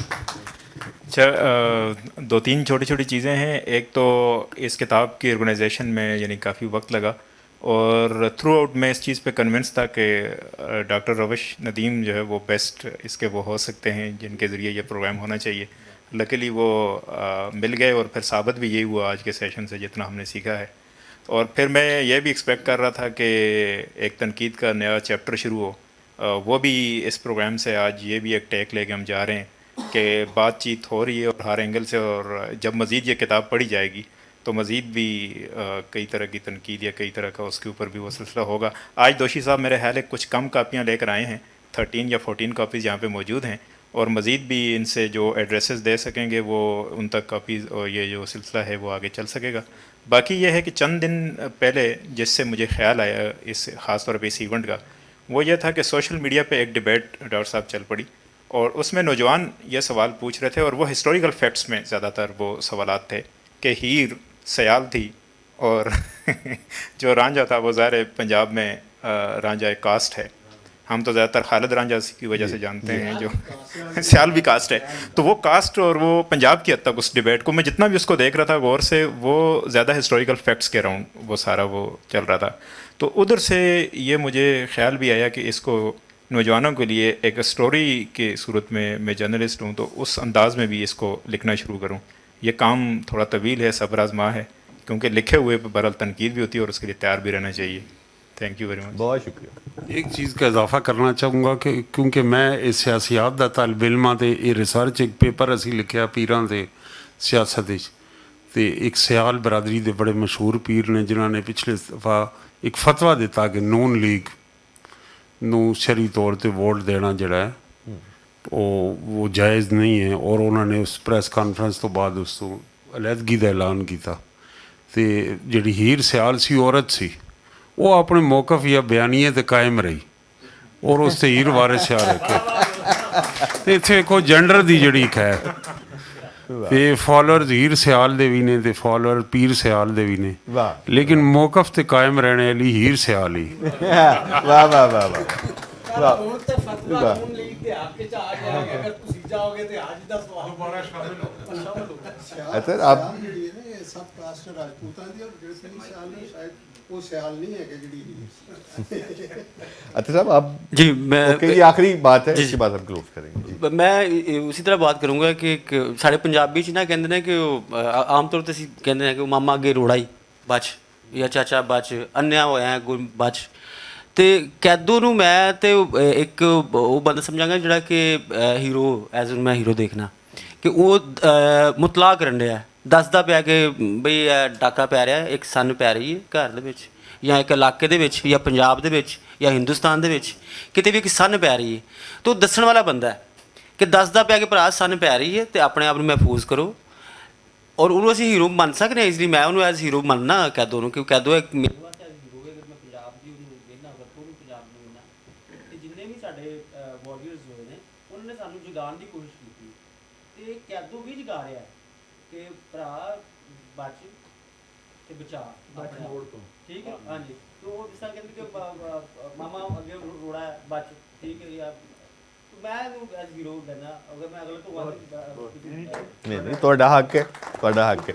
ਬਹੁਤ ਮਿਹਰਬਾਨੀ ਦੋਸਤੋ, ਮੈਂ ਬਹੁਤ ਸ਼ੁਕਰੀਆ ਅਦਾ ਕਰਦਾ ਰਾਣਾ ਸਈਦ ਦੋਸ਼ੀ ਸਾਹਿਬ ਦਾ ਕਿ ਇੱਥੇ ਤਸ਼ਰੀਫ ਲੈ ਆਏ ਔਰ ਇਹਨਾਂ ਦੀ ਕਿਤਾਬ ਤੇ ਲਾਂਚਿੰਗ ਦਾ ਔਰ ਉੱਤੇ ਗੁਫ਼ਤਗੂ ਕਰਨ ਦਾ ਔਰ ਰਾਣਾ ਸਾਹਿਬ ਨਾਲ ਗੁਫ਼ਤਗੂ ਕਰਨ ਦਾ ਸਾਨੂੰ ਮੌਕਾ ਮਿਲਿਆ। ਔਰ ਪੰਜਾਬੀ ਅਦਬ ਦੇ ਨਾਲ ਸਾਡਾ ਜਿਹੜਾ ਇੱਕ ਰਿਸ਼ਤਾ ਹੈ ਉਹ ਗੂੜਾ ਹੋਇਆ। ਮੈਂ ਇਮਰਾਨ ਆਕਾਸ਼ ਸਾਹਿਬ ਦਾ ਵੀ ਸ਼ੁਕਰਗੁਜ਼ਾਰ ਹਾਂ। ਮੈਂ ਭੱਟੀ ਸਾਹਿਬ ਦਾ ਵੀ, ਤਾਰਿਕ ਭੱਟੀ ਸਾਹਿਬ ਦਾ ਵੀ, ਇਤਫਾਕ ਭੱਟ ਸਾਹਿਬ ਆਏ, ਮਸ਼ਕੂਰ ਸਾਹਿਬ ਆਏ, ਆਜ਼ਮ ਸਾਹਿਬ ਆਏ ਅਤੇ ਅਤਰ ਰਿਆਜ਼ ਸਾਹਿਬ ਨੇ ਸਾਨੂੰ ਐਡਾ ਸੋਹਣਾ ਗਾ ਕੇ ਸੁਣਾਇਆ। ਦੋਸਤੋ ये जो दी ब्लैक होल फोरम है ये दरअसल इंटेलेक्चुअल फोरम है जिस पे हर तरह की डिबेट, हर जहत की डिबेट, हर मौजू की, हर इल्म की डिबेट हम इंटेलेक्चुअल से करवाते हैं। हमने यहाँ पर बाकायदा कोशिश की कि अगर उर्दू अदब पे बात होती है, अगर पंजाब पे बात होती है, अगर सकाफ़तों पे बात होती है, तो यहाँ पर पख्तूनख्वा और पश्तो के इंटेलेक्चुअल्स भी आएँ, वहाँ के हीरोज़ के ऊपर भी बात हो, तारीख़ पे बात हो, पॉलिटिक्स और लिटरेचर पे बात हो। इसी तरह बलूचिस्तान के हवाले से, इसी तरीके से सिंध और पंजाब के हवाले से, कश्मीर के हवाले से हमने ख़ुद जाकर रिक्वेस्ट की और जो स्पीकर्स हैं उनको बुलाया और यहाँ पर हमने डिबेट्स करवाई। अगर दोस्त मुख्तलिफ़ सकाफ़तों, ज़बानों और मुख्तलिफ़ जो जोग्राफियाई जो लहरें हैं उनसे जुड़े हुए हैं तो वो दोस्त रब्ता करें और हमारे पास आएँ। हमारा एक बोर्ड है और वो बोर्ड जो है वो उन इंटेलेक्चुअल्स को, उनके मौजू को जो है वो मंजूर करता है और उसके बाद हम उनको ये स्टेज फराहम करते हैं। हम चाहते हैं कि पाकिस्तान भर के इंटेलेक्चुअल्स अपनी सतह पर अपना जो पैगाम देना चाहते हैं वो यहाँ आएँ और इसको इस्तेमाल करें ताकि एक कसीरुल जहत, एक वर्सटाइल जो सूरत हाल यहाँ पर हमेशा रही है वो हम उसकी तरफ दोबारा लौटें। आप सबका बहुत शुक्रिया।